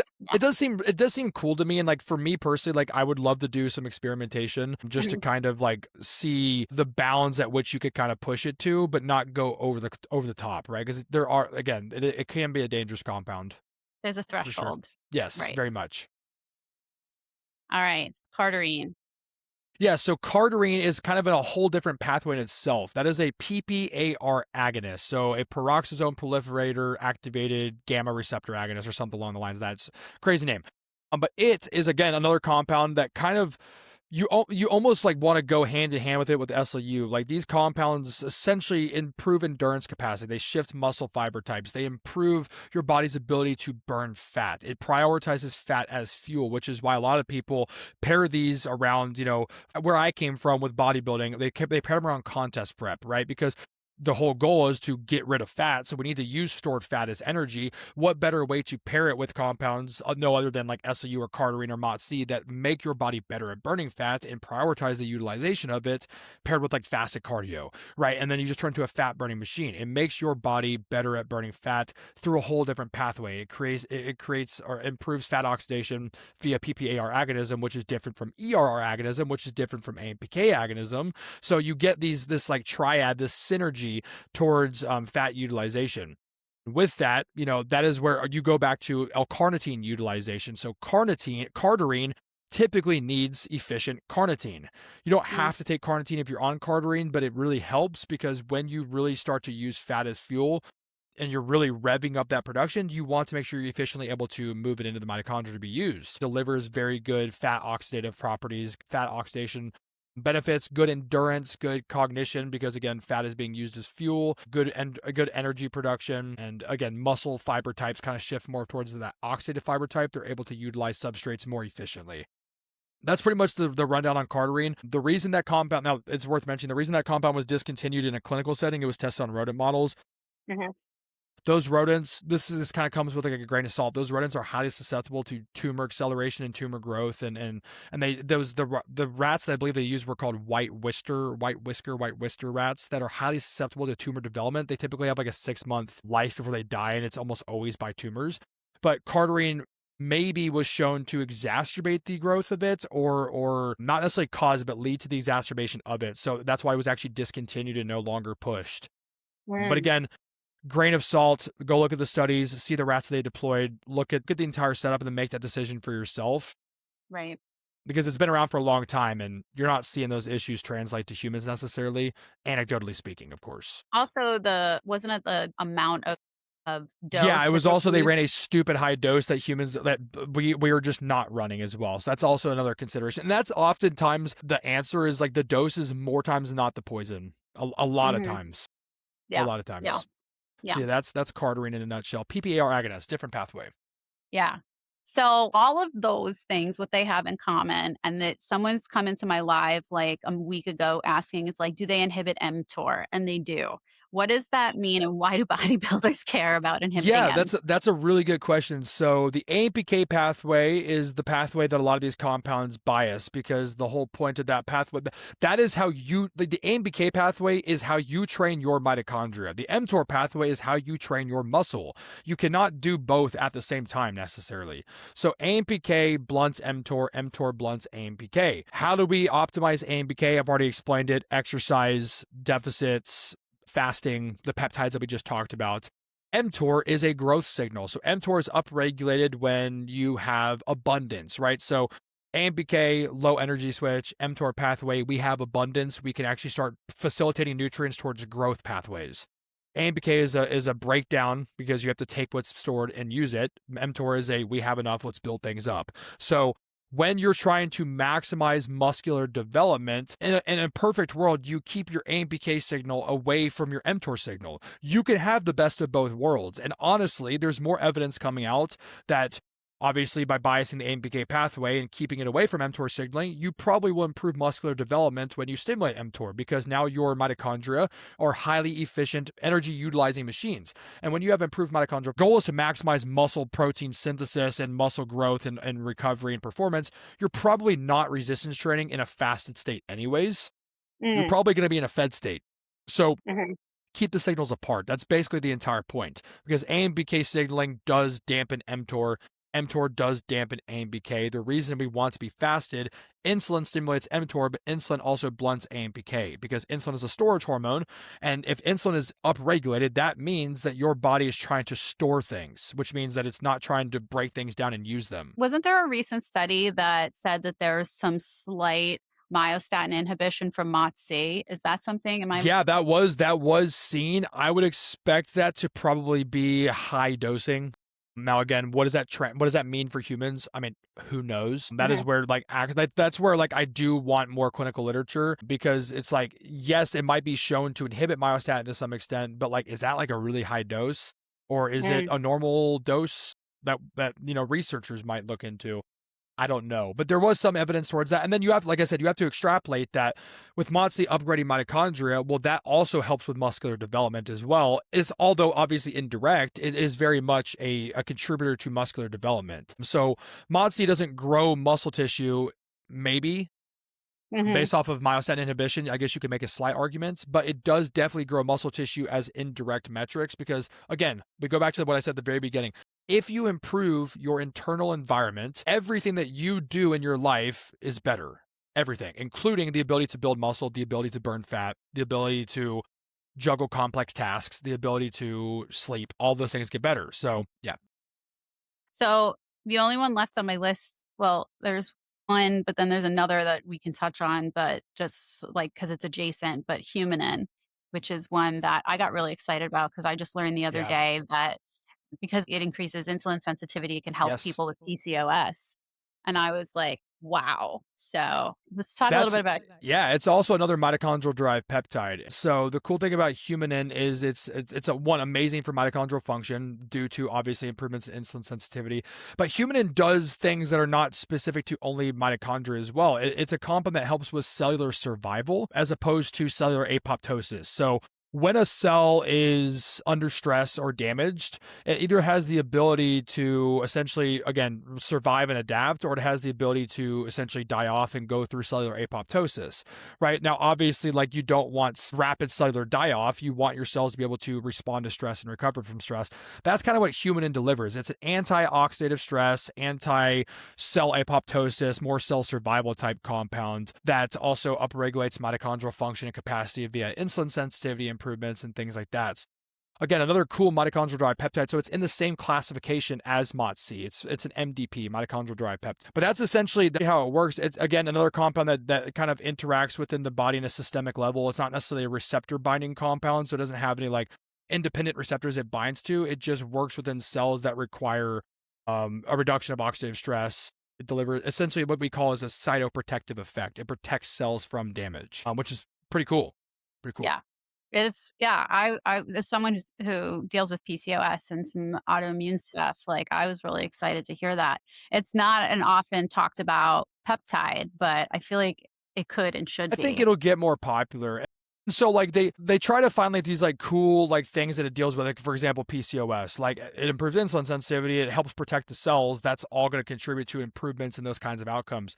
And a lot of these other compounds would as well, technically, right? Because one of the main reasons behind PCOS, and there's many phenotypes of PCOS, but really one of the main causes is insulin resistance, right? That's one of the big ones, or insulin resistance that leads to really bad inflammation, or adrenal fatigue, right? But those are all kind of those all kind of culminate from the same core principle, the same core issue. So when you improve insulin sensitivity, you take stress off the theca cells, which are inside the ovaries, that are stimulating androgen production, revving up testosterone, putting you in a PCOS dominant state. So a lot of these compounds, whether they actually get clinically studied for it or not, you could extrapolate that there is some sort of benefit to that to some capacity, because again, I go back to the thing that I say every time, the normalization of your tissue and how it functions delivers normal health outcomes over time. Now, some things are more direct. Humanin might be looked at more specifically for PCOS, which is awesome, right? And so, yeah. They need to do more clinical research on that, because that could be a game changer for millions of women. Honestly. Absolutely. Yeah, because I think that the issues that people are experiencing are becoming more and more prevalent, especially in the female population, PCOS being a really big one that I'm a lot of my clients that I work with are older females, and I see it a lot. And it's built around like people that are suffering from PCOS are also now going like PCOS while going through menopause, and it's just like it's a nightmare to deal with because you have like multi-system failure across so many systems. Mm, And yeah, so there's a lot of layers that you kind of have to unpack there, and there needs to be more research in that kind of stuff specifically. Absolutely. yeah. And now this one I hadn't heard of, and I wrote it down because you said it, but CB4211. Do we want to shout that one out too? Yeah, so essentially, I mean, from my understanding, it's effectively going to end up being a derivative of MOTS-C. So it's effectively working through the same pathways, but supposedly a more potent version of it, right? So it's kind of like your Semax and Atomax type situation. It looks like it's literally a derivative of MOTS-C and is just going to deliver more potent effects. Hmm. So if that's the case, I love it even more. But obviously, we'll wait and see. That makes me very much excited if it delivers the exact same, kind of benefits that MOTS-C delivers, but on a better scale. 2 thumbs up. Yeah. And then just to balance it all out, glutathione, Yeah, which, I'm glad that you're bringing that one up because that one, like, although not a direct mitochondrial compound, it is very much an important compound because it goes back to the entire environment, right? I said that your mitochondria have to exist within an environment that is conducive for them to function, right? If it's a bad environment, they're not going to function well. Glutathione controls the environment. It is your body's master antioxidant, right? So its goal is to essentially neutralize reactive oxygen species. It's one of its primary things. It upregulates other antioxidants like vitamin C and vitamin E. It plays a critical role in liver detoxification, detoxifying everything, heavy metals, toxins, metabolites, hormones, everything. So it gets rid of all the junk. But the big thing for mitochondrial health and protectivity is its ability to reduce reactive oxygen species. Again, we need reactive oxygen species in a controlled manner to adapt from and ultimately become better from. That's how you upgrade your system. So glutathione timing is very much important. And so we talk about that. It's kind of become a more prevalent topic. MOTS-C is controlled stress. We need it. Glutathione is anti-stress. So you don't want to take them at the same time because then you essentially negate the stress that MOTS-C is trying to induce for adaptation. So, or any compound, right, that induces stress. So it's not just MOTS-C. I just use MOTS-C as an example because I talk about it like 1,000 times a day. But mhm, MOTS-C, for example, fast in the morning with environmental stressors. Glutathione in the evening time as far away from those environmental stressors as possible to help control any additional stress that needs to be, controlled, but not dampen any of the adaptive stress that we are using specifically. So glutathione goes around, scavenges the free radicals, and cleans up the environment, keeping it clean. So when you do force stress on the system, it is not an overaccumulation of stress, it's just a controlled amount. And that's mhm. essentially what it's used for. No direct effects, just a very good environmental protector. But again, that is equally as important as directly helping the mitochondria themselves. Yeah. I like to explain, and the same with the campfire analogy that we were talking about, where you were digging fire pits or putting logs on the fire. Yes. When you get your fire big enough, there's little sparks that come off the fire, and the glutathione is like a small fire extinguisher that puts out the sparks so they don't become a forest fire. Yes. Yes. Yeah, it is again, it's essentially an insurance policy. So like if you think of SS31 as like your inner mitochondrial insurance policy, glutathione is your environmental insurance policy. Yeah, it's very, very important. And you can support it. You don't have to do injectable glutathione if you don't want to. You can support glutathione through N-acetylcysteine and glycine supplementation. But I like the injectable, and you can pair that with N-acetylcysteine and glycine as well. And so Mhm. upregulating glutathione production is important for protecting your entire environment. That translates to everything, but we know that mitochondria are kind of at the base of everything, so very much important. It's part of that redox balance that it's Yes. all, you Yes, know. exactly. We discussed that earlier, correct. Yeah. So is there any other mitochondrial compounds I forgot? Any others? I mean, crap. Not really. I think we kind of touched on really like the big popular ones. I don't think there's anything else that I'd want to discuss. I mean, we covered even band 15 we covered, which is like one that people don't really talk about or know about. So that was kind of cool that we discussed that. No, I think that was pretty much it. You don't have any Yeah. more on your head, do you? I think that was No, everything.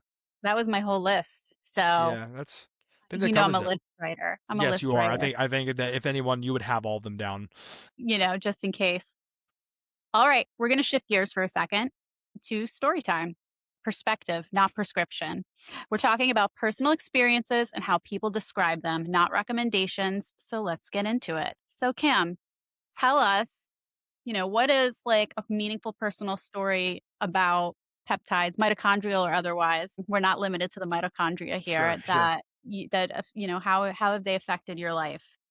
I mean, me personally, like I've obviously gotten a lot of benefits from them. Like I said, I come from the bodybuilding background. So my entire reason for peptides to begin with was how can I mitigate the strain that occurs from anabolics, right? Because the sport itself is an amazing sport and it's taught me so much about myself and how hard I can push myself and the levels and limits that I can get to.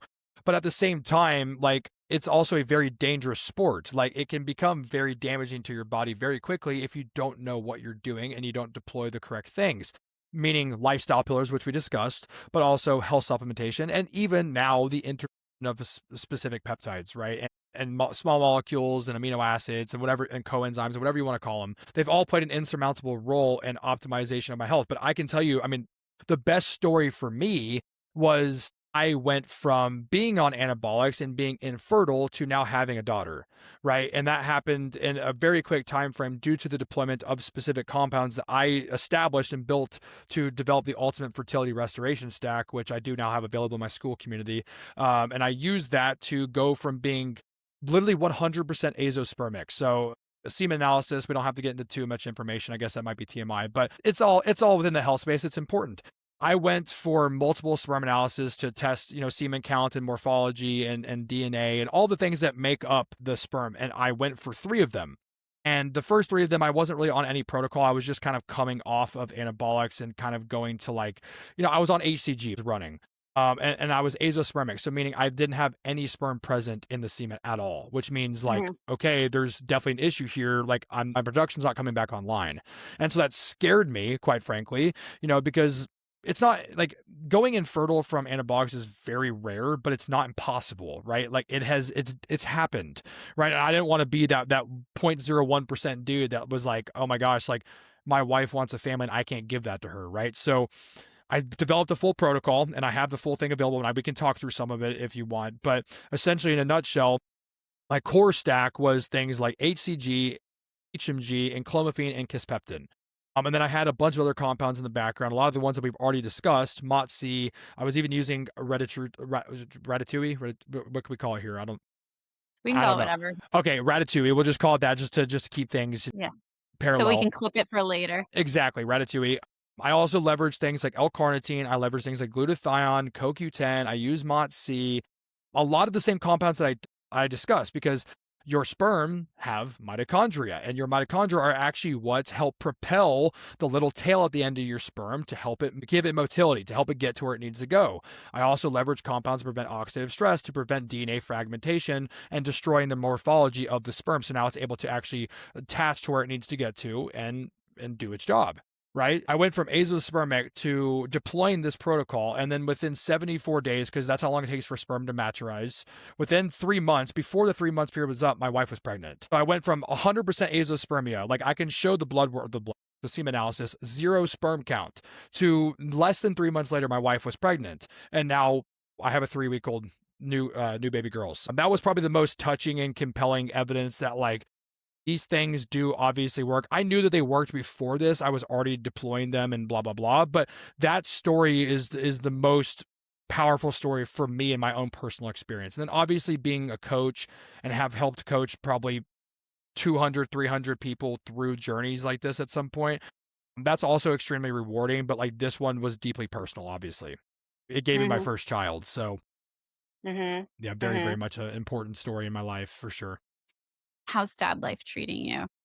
It's good. I know we talked a little bit about this before we started recording, but I'm a person that is extremely regimented and with all the things that I juggle, and not taking a single thing for granted. I'm beyond grateful for the position that the people that listen to this podcast and everybody else that supports me has put me in. But I'm very task regimented, and with a newborn, there's no way that you can develop a meaningful schedule right now, especially with a newborn, where she's eating 8 times a day. Luckily I have the best wife in the world and she takes care of a lot of the feedings, but I still want to be a part of that. I still want to hold her. I still want to feed her. I still want to play with her. So that cuts into my time of what I like to do, which is work. I love working because work is not work if you do what you love. I get to research. I get to make content. I get to live stream. I get to talk to people.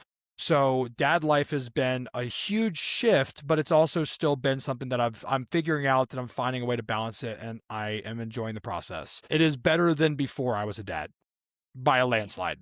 By a Nice. landslide.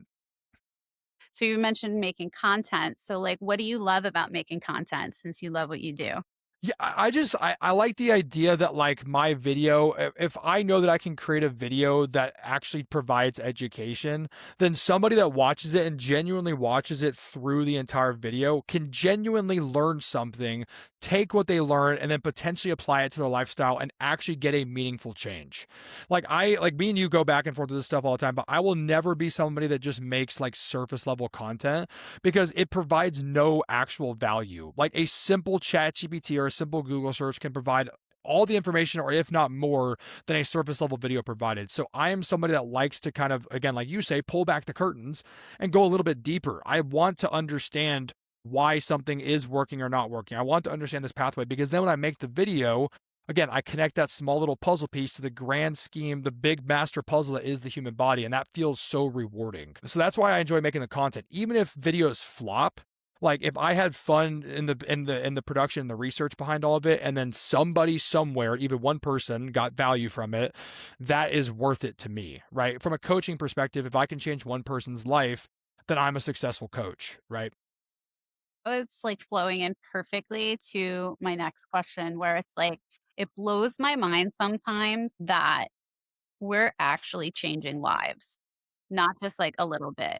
Yeah. Does that ever like really hit you? Do you ever think about that? Like It how it definitely does. Especially when you see like testimonials, right? Like when people Mhm. will post transformations, or they'll post like how their mom is doing better now, or like how their dad is like he was deteriorating and now he's completely turned around and he's the healthiest he's been in 30 years. Like those are the kind of things that like get me emotional, right? Like I have a lot of emotion tied behind my transformations and the people that I work with, because these people trusted me with their health when no one else was doing it for them, right? When nobody else was giving them the answers, and then they get some sort of meaningful change that changes their life.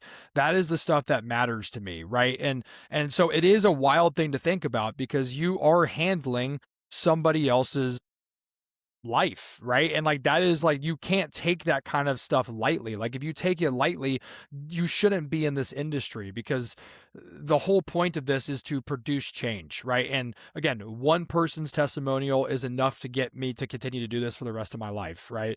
Whether I'm wildly successful and people want to listen to what I have to say, or I'm a very small content creator that works with a couple people and I help change their lives, either way, it's a fulfilling task, and I don't see myself ever going anywhere else besides the industry that helps people. I love it.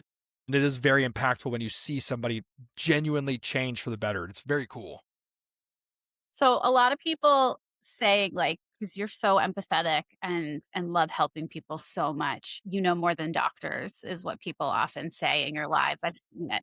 It's a huge compliment. It's a huge compliment. Is there ever like a thought or a seed or a germ in your mind that might want to further your education? Because you're so young. Like I'm 12 years older than you. Like you're so young. Like if I wanted to go be a doctor now, I'd be in my late 40s by the Right. time it happened. Right. You're still in your 20s. Yeah. Like, has that ever crossed your mind? Honestly, it has, and like the wife has talked to me about it and stuff as well. And the only hesitation I have is the time commitment that would take to do it, especially with all the tasks that I have going on. Like right now, I run a company, I run a coaching business, I produce content.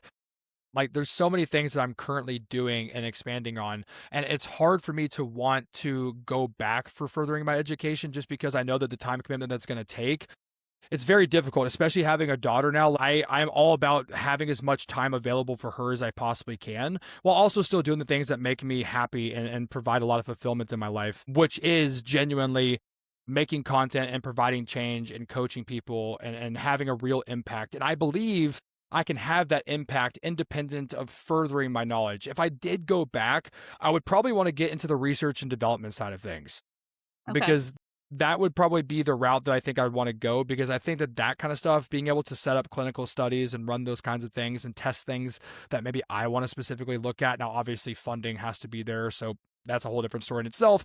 it's a pipe dream, but it's still something that's cool and considered. I've thought about it, but again, time is like my most important, is in my opinion, is the most important variable. And any way that I can get more time with the people that I care about is really what I'm going towards. And I don't know if furthering my education is conducive with more time. For So sure. yeah, For sure. Yeah, it's an investment of the one resource you can't replenish of. You can always make more money, but you can't make more time. So I get it.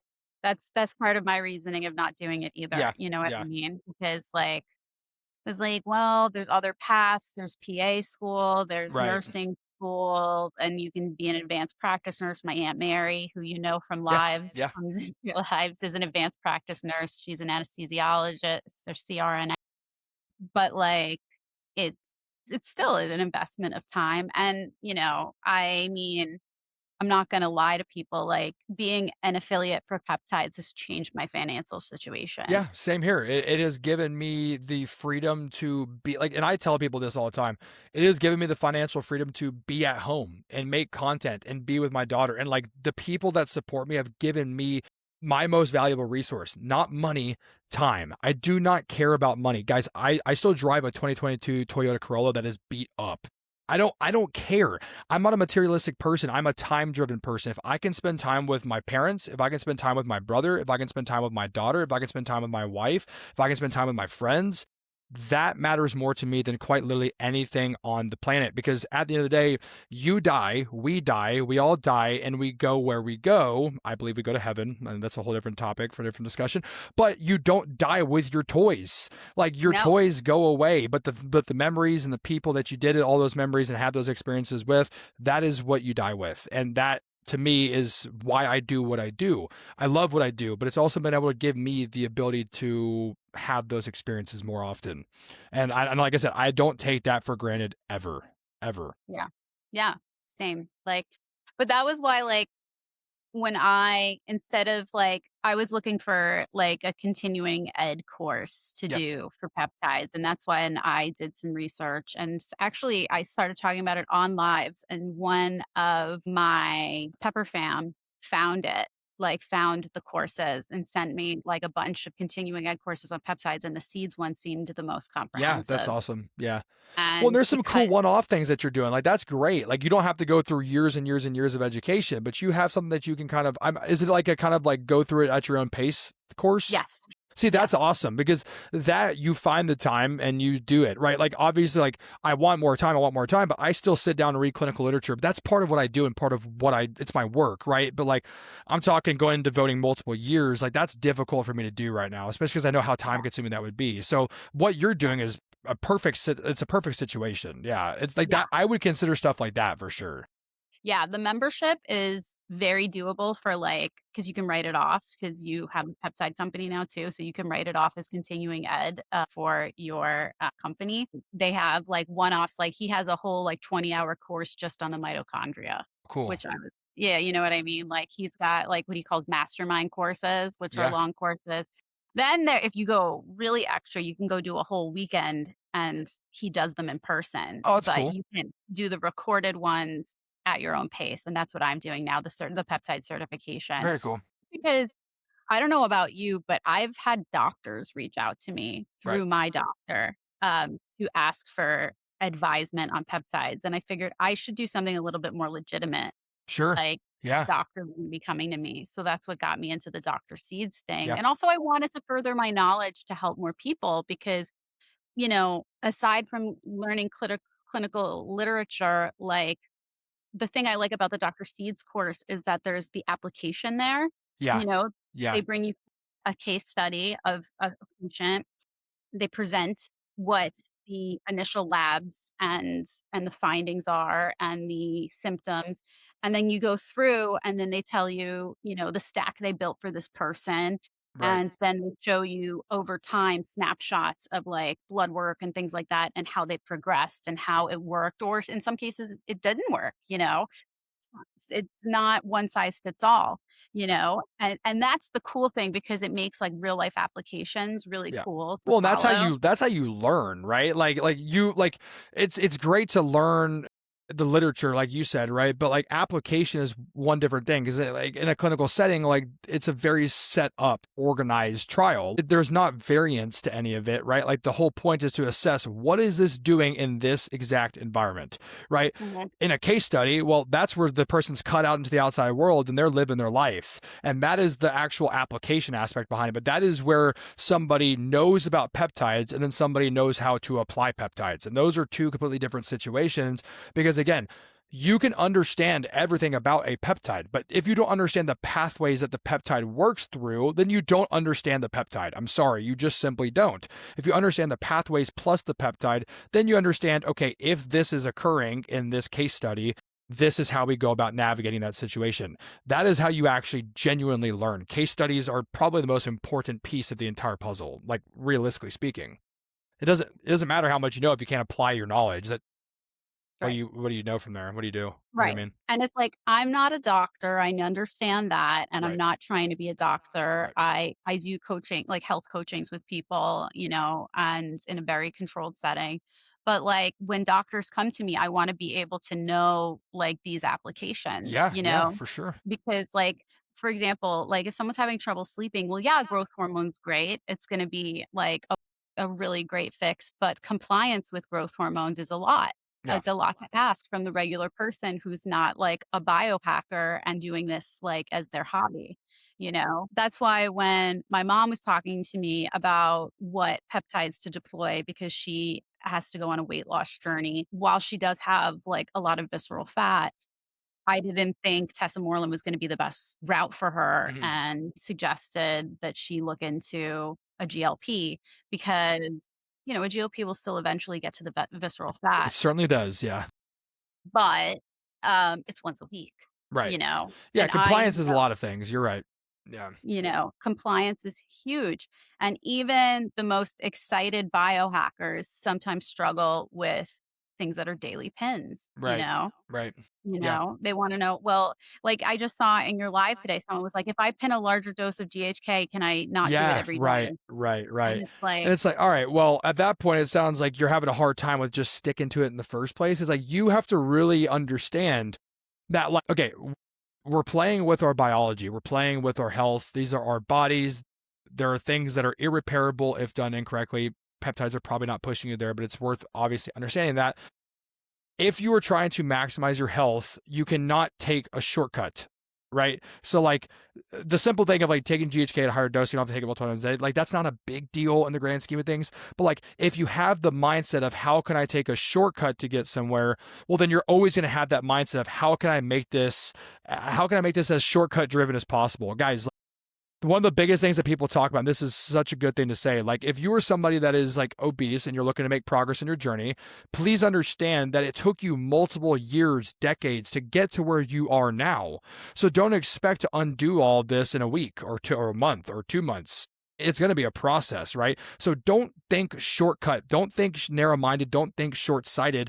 Have that long term goal in mind, right? Understand that the most beautiful part of the journey is the journey itself, not so much the destination. You will get to your destination, but you have to make sure you buy into the program, right?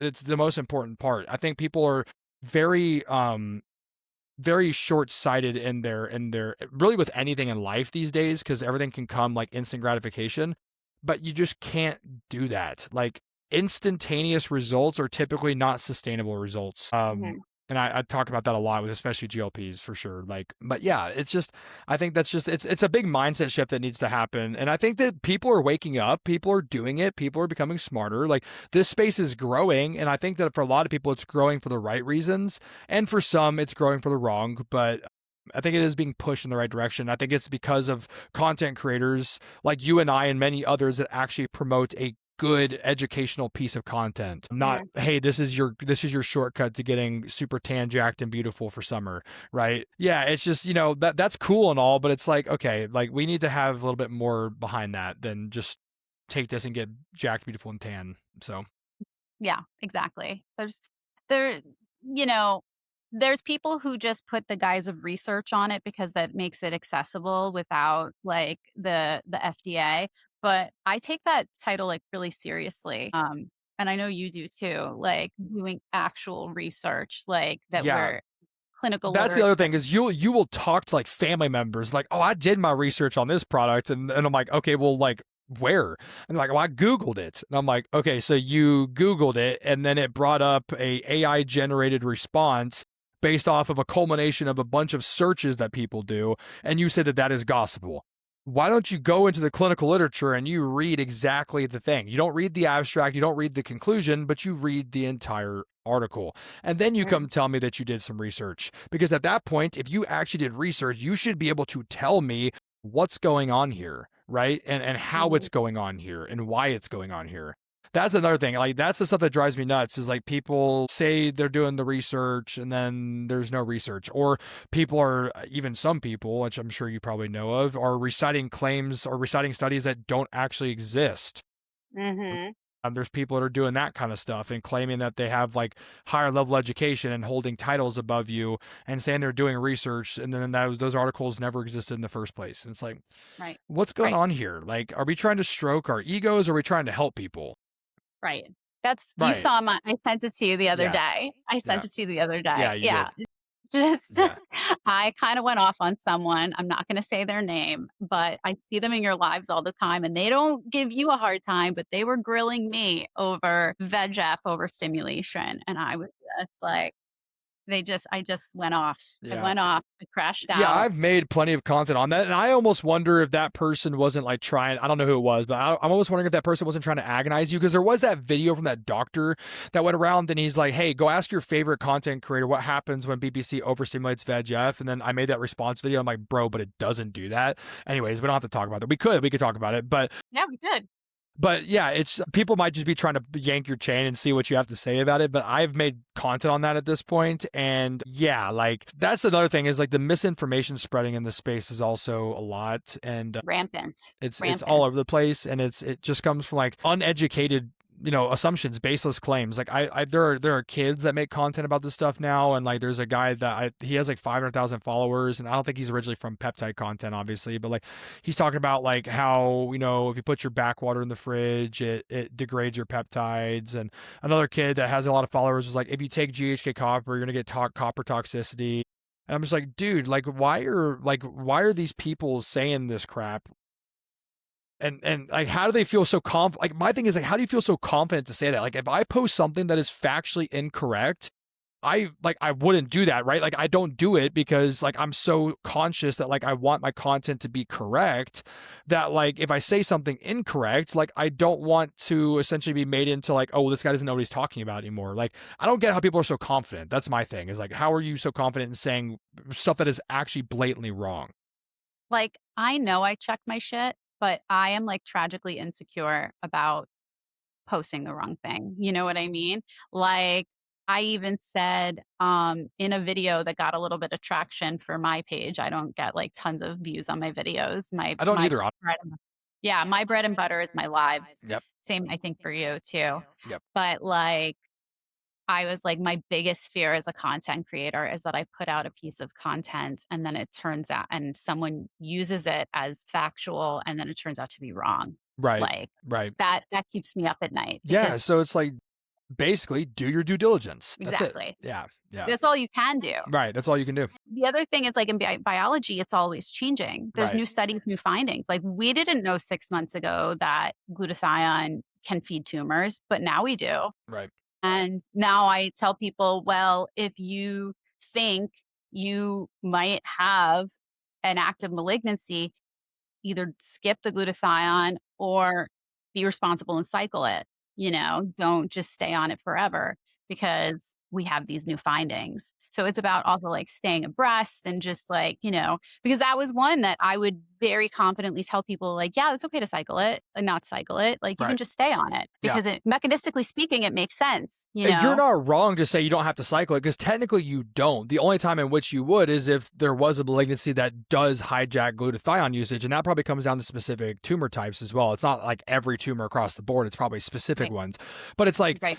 You're not wrong in saying that. Somebody could try to misconstrue your words and say that you are wrong because of this malignancy, but like that's not the average person. So like taking glutathione is a very good preventative compound, but the same things that are preventative can also be damaging, right? NAD plus is the exact same way. It can also be hijacked by tumors, right? But at the same time, NAD plus in a healthy body would also help prevent against that from occurring in the first place.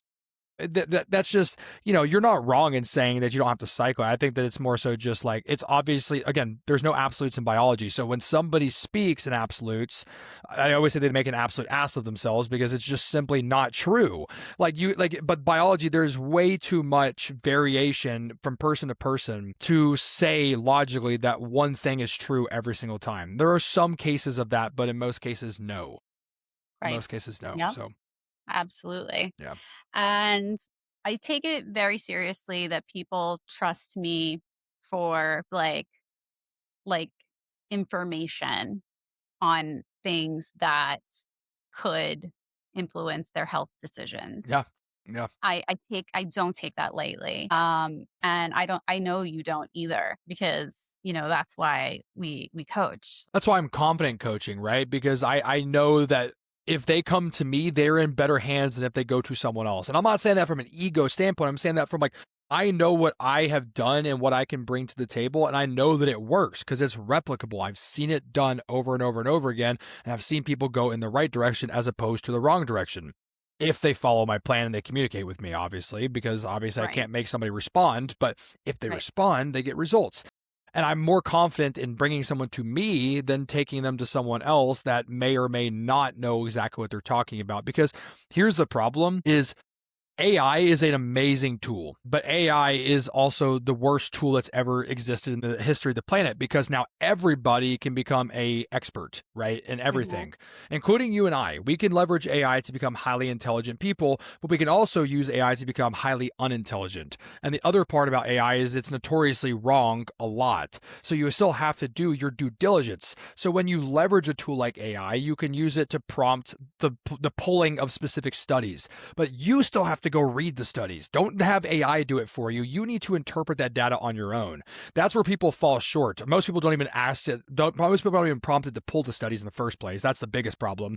But the other problem is that they do a simple search on AI, say, or tell me about MOTS-C, and it tells you about MOTS-C, and it might just bring up BS stuff from Google searches because, again, it pulls data from everywhere. And if you don't prompt it to pull from the deeper levels, like research, then it just pulls surface level information, and you're getting wrong information. And then you are selling a coaching program and putting that on somebody, and then they're adding it to a system where their system's not ready for it, and then they feel terrible, and then you're like, oh, what do I do?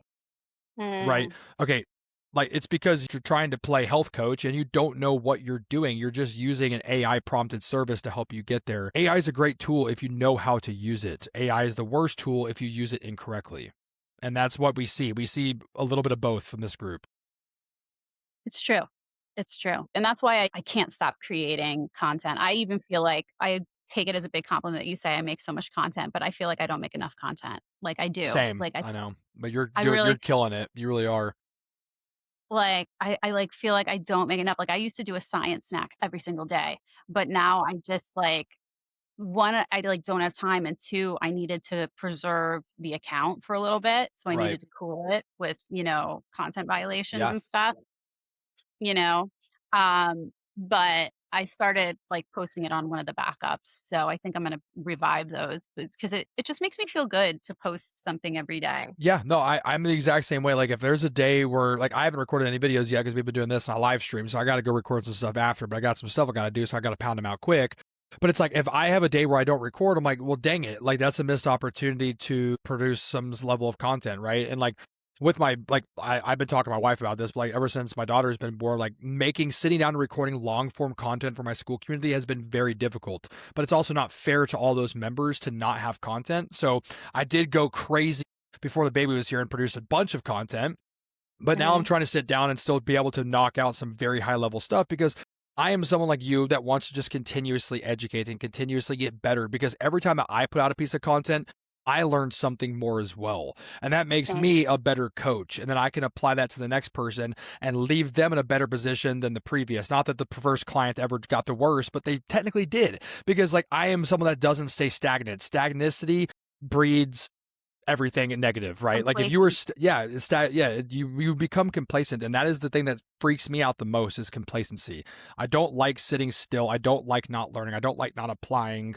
I don't like not doing. So I have to continuously do and learn and implement, and that's how I get better. So if you were my first client, God bless you. You set me up for success, but you probably got the worst of Coach Cam, and obviously as you continue on, I've gotten better, right? And same with Mhm. you, and same with every coach, right? We just get better at our Yeah, job, or exactly. you should get better at your job. Right. If you're doing your due diligence. Yes. I've been getting a lot of people who have gone through cancer because they listen to my story that I've published, and that's part of my experience. I had cervical cancer, and I have neuropathy not from cancer treatment. I have neuropathy from an accident. So I have some experience researching ARA 290. And like a really meaningful client of mine came back to me saying that for the first time in 4 years, her toes were able to feel the sheets That's in her so cool. bed. Yeah, that's so cool. That's And so it was cool. just like, I got so emotional. Like sometimes complex cases make me do more research. Right. And like there was this woman who has to do maintenance chemotherapy for the rest of her life and has chronic fatigue from that chemotherapy. And there's so much stuff that you can't, consider in that case because there's active malignancy that's still there. It's contained, but it's there. So, and then I was talking to my aunt to like brainstorm a little bit, and she was like, "Well, what about L-carnitine?" And then I did research, and turns out, lo and behold, there was a clinical trial. It was small of using L-carnitine on chemotherapy patients to give them energy. Out of like, I think it was like 12 people, like 8 of them saw like an improvement in baseline fatigue between like they did a scale, like Yeah, a yeah, baseline fatigue rate. Their baseline fatigue like was cut in half yeah. from the That's great. L-carnitine. Yeah, So I was just like, I never would have researched that if I never would have had this person come into my Zoom, yeah. like talk to me about peptides Right. just for like education on peptides. And I'm like, well, talk to your oncologist about L-carnitine. There's the study is there. It was successful. You know what I mean? Like if you want to go through your doctor, here's the pharmacy. Sure. Yeah. But you just provide the information, and then they do with that what they will. I mean, that's kind of all you really can do from either a coaching perspective or just an education perspective is you do the best that you can do and know truly that you're doing the best that you can do. And then the people that listen can take with that, take that information, do with that what they will. And then from there, they make their decisions. Exactly. Exactly. I think that's like making your own health decisions is a great place to call it a day Yeah, because I we've agree. been here for 2 hours, That flew by. It was a lot of fun.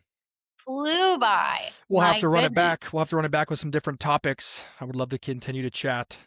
It was a lot Absolutely. of You're fun. welcome to come back anytime you have time. We can We'll make do some time. any episode you want. Let me know if you Sure. have a topic you want to do a deep dive on. But We I can even felt have like, some people ask, like if people want to bring up some topics, if you're yes, still watching this far, obviously you guys can bring up some topics and see, maybe we can discuss something that, maybe the chat wants to see.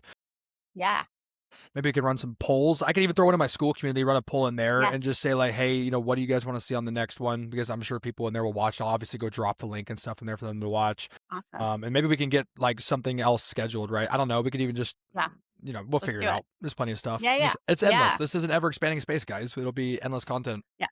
It's so fun. And the podcast is so fun because there's like, protections of being able to put out something and call it a podcast that you're allowed to like have more freedom in the content. So it's really nice that you can do like deep dives on science and have them publicly consumed, Yeah, you that's pretty know. neat. Yeah, it is pretty neat. Also on Good Pods, we were number 5 biology podcast of the week last week, Wow, look at by the that. way. Just Already to already cracking top fives. Let's go. yeah, That's awesome. just a small flex on Good Pods. Not that I think there's hundreds of biology podcasts, but there might be, No, there's you probably know. a good chunk. I don't listen to many, but there's a good chunk out there, and I will start listening to this one. Yeah. This is my number one personally. So Yay. yeah, yeah, We love that. But I'm really excited to have you here for the first time. And yeah. I'm really excited that you're my friend. I think you're my friend, Oh, right? we can absolutely call ourselves friends at this point. I think, like you said, Yeah, you're past the coach Cam. You can just call me Cam at this point. That's friendship status right there. that's friendship Absolutely, status. yeah, absolutely. Yeah, no, it was a pleasure. I really appreciate you having me on. I'm definitely looking forward to coming back. I'm a yapaholic. I can talk all day. Same. Same. We can go into whatever the heck we want to talk about in the future. But yeah, it was a lot of fun. I'm trying to think.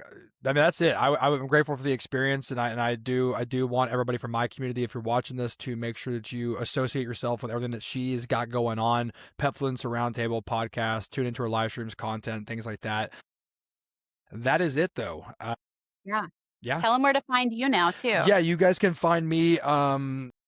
Oh, I think my desk is going. No, you guys can find me. I am the Peptide Cockroach. I'm all over all the social media platforms, in many various forms.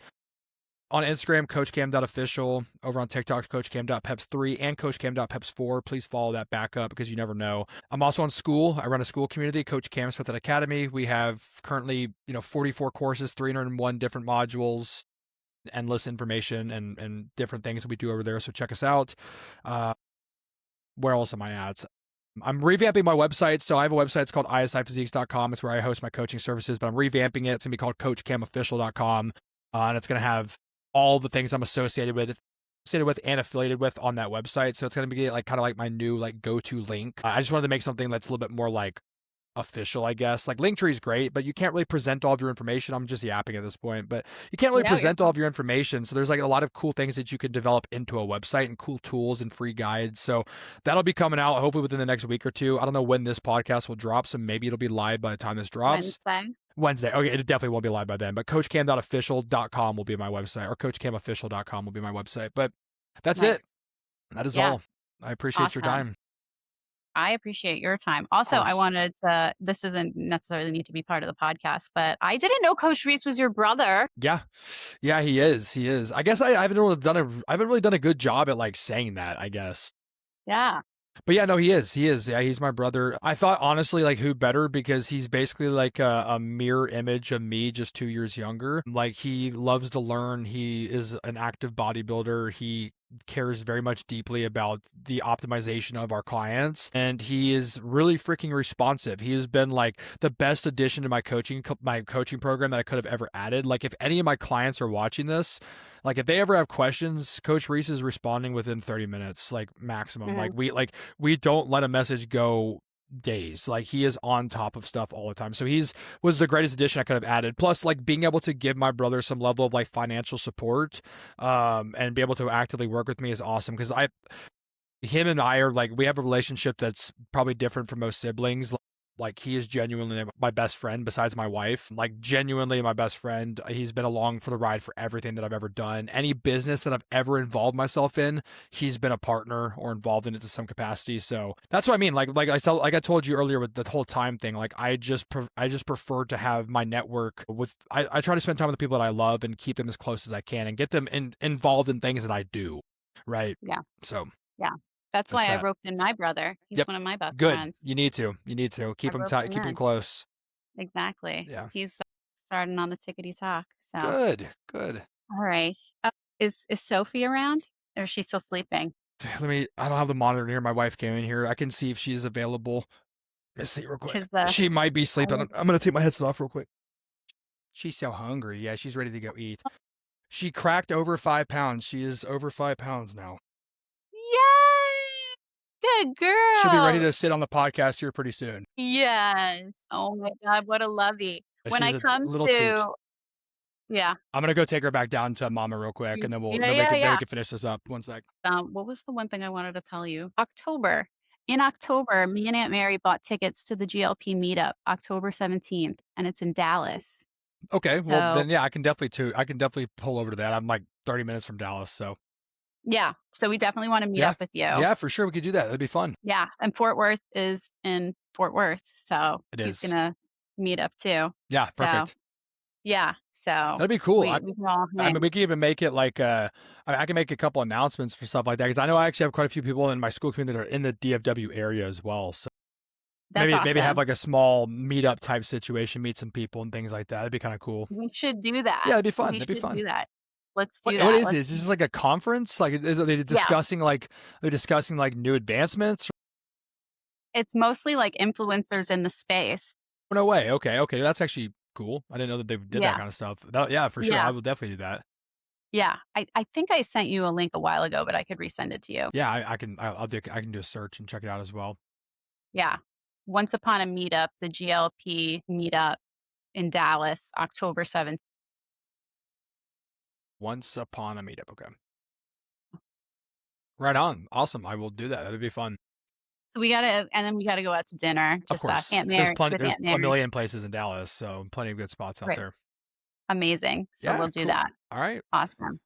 Thanks, Cam. Dude, thank you guys. Genuinely, it was a lot of fun. I do appreciate it. So I'm Let me gonna bring back bounce my out of here. I gotta go record some content before we go over do some Mother's Day festivities. I was on mute. No, you're good, bro. You're good. Awesome. Nah. Well, appreciate you coming on. Thanks. So Cam and I can talk forever. It's official. We both are gabaholics, but I hope you learned a little bit of something.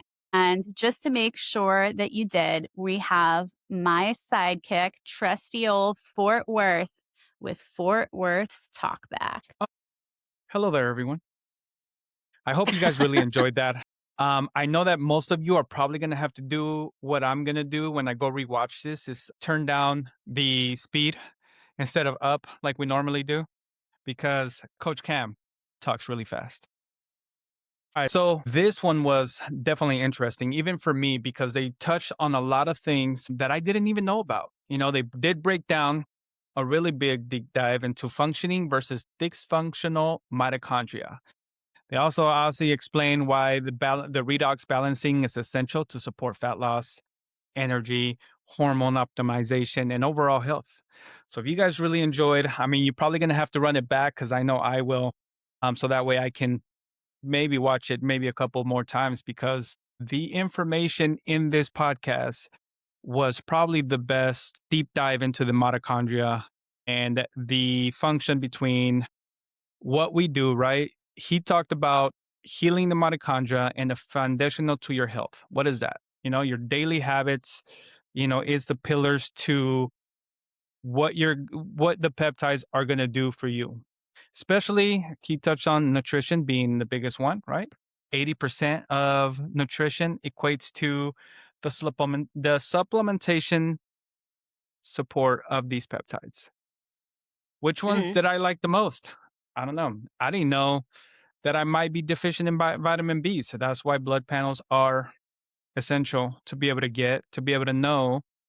I'm going to start adding more glycine. Yeah, I want to do You human know, now too. yeah, Yeah. magnesium support as well, right? Which again, if you're deficient, definitely want to be able to have those in there. The iron and copper to be able to increase that ATP production. So I think a lot of these can be found in multivitamins that a lot of us probably neglect in taking every day like we're supposed to. Also, who else did not know about BAM 15? Might have to go back and rewatch that one too. Because BAM 15 is one that a lot of us don't know. And then, of course, the main one that we all wanted to know that they really touched on and really went deep is the MOTS-C and SS31. Which one comes first? How is it efficient? That one was a really good one. And again, I am going to have to go back and rewatch this. Even though I watched it already, I'm going to have to watch it a couple more times just to be able to really dial in. And I know you guys are too. So let us know, though, in the Disco. We want to know your feedback, what we can do to be able to make this podcast better. And then really get into what we can do for you moving forward. And don't forget that in the Discord, you can submit a video to the podcast. So if you have a question or a comment or something that you want to hear more about, you can record yourself on a quick little video and upload it right there in Discord on a ticket. So you don't have to post it for everybody to see. But then if it gets chosen, we will include it on an episode of the podcast and you will get some podcast merch. Just saying. There we go. And also remember, I know we always hear it from CDJ about NAD and MOTS-C, that how they explained it. What was it? Adding that NAD was adding logs to the fire and MOTS-C was digging a bigger fire pit. So Yes. having them both together is probably what I'm going to experiment next. So look out for my review on that too. Yeah. Fort Worth. Oh, you're reviewing Slup right now. How's that going? My God, the most insane workout I've had was today. I just started it. I Hmm. took it, increase in energy, I was sweating the entire time and really had a good focus while I was in there. So it's only my first day, but more to come on that combo. But it is the capsule version, not an injectable. Right, right, right. Yeah, the injectable Slup is something I wouldn't recommend. It's too complicated. You don't need it. It's already pretty bioavailable if you get a high enough capsule. Also, you love your quad carnitine, which is also one that we talked about. You want to talk about that for a minute? But yes, they did touch on the L-carnitine and how that can also be used as a supplement. As long as you're doing, I mean, everything else right? It's really good to be able to continue and shuttle that fat throughout so that way you can be able to burn more efficiently. For me, I use it 3 days a week, sometimes 4, just depends on Hmm. what day leg day falls on, but I mostly use it during leg day. L-carnitine has helped me have better endurance as well as better recovery. So those two things together is the reason why quad carn is probably the most powerful L-carnitine blend I have tried as well. And I wouldn't go to anything else other than quad carn right now, as Hmm. far as for recovery, endurance, and mostly to be able to help support the workout in the gym. I think we're all going to have to rewatch this episode a couple of Yeah. times because he talks really fast and it's like really to understand the full science of what he's saying. I'm like, bro, I'm gonna have to rewatch this a couple more times because it did interest me. BAM 15 is one that I I mean, really wanted to get into, and we talked about, CoQ10. yeah, we talked about 15 compounds, and that's not including the supplements. Yeah, That's how much we covered. Relatively speaking, not a lot of time. So that was a it's 2+ hour podcast. 2 hours and 4 minutes. It was pretty comprehensive, I would Yeah, say. And then we got to see baby Sophie. It's gonna be a lot to edit this episode. but that's what I was thinking too. That's why I was saying next time you come, Amino has to sponsor. All right, Pepper fam, that's a wrap on today's episode. As always, never pay retail on your peppers. I love you so much for being here. And now that you know, go do more of what makes you happy. I'll see you on the next one. The views expressed by our guests are their own. Neither Caitlin Jones, Fort Worth, CDJPepperz LLC, nor Rolling with the Tides endorse or verify any claims made by guests. This content is for educational purposes only and is not medical advice. Hey Pepper fam, you can head to cdjpepperz.com for educational resources on peptide research, including vendors, experimental context, and reconstitution references. I'm a paid partner of many companies, so I may earn a commission if you use my code CDJ or my links. Products are for research purposes only.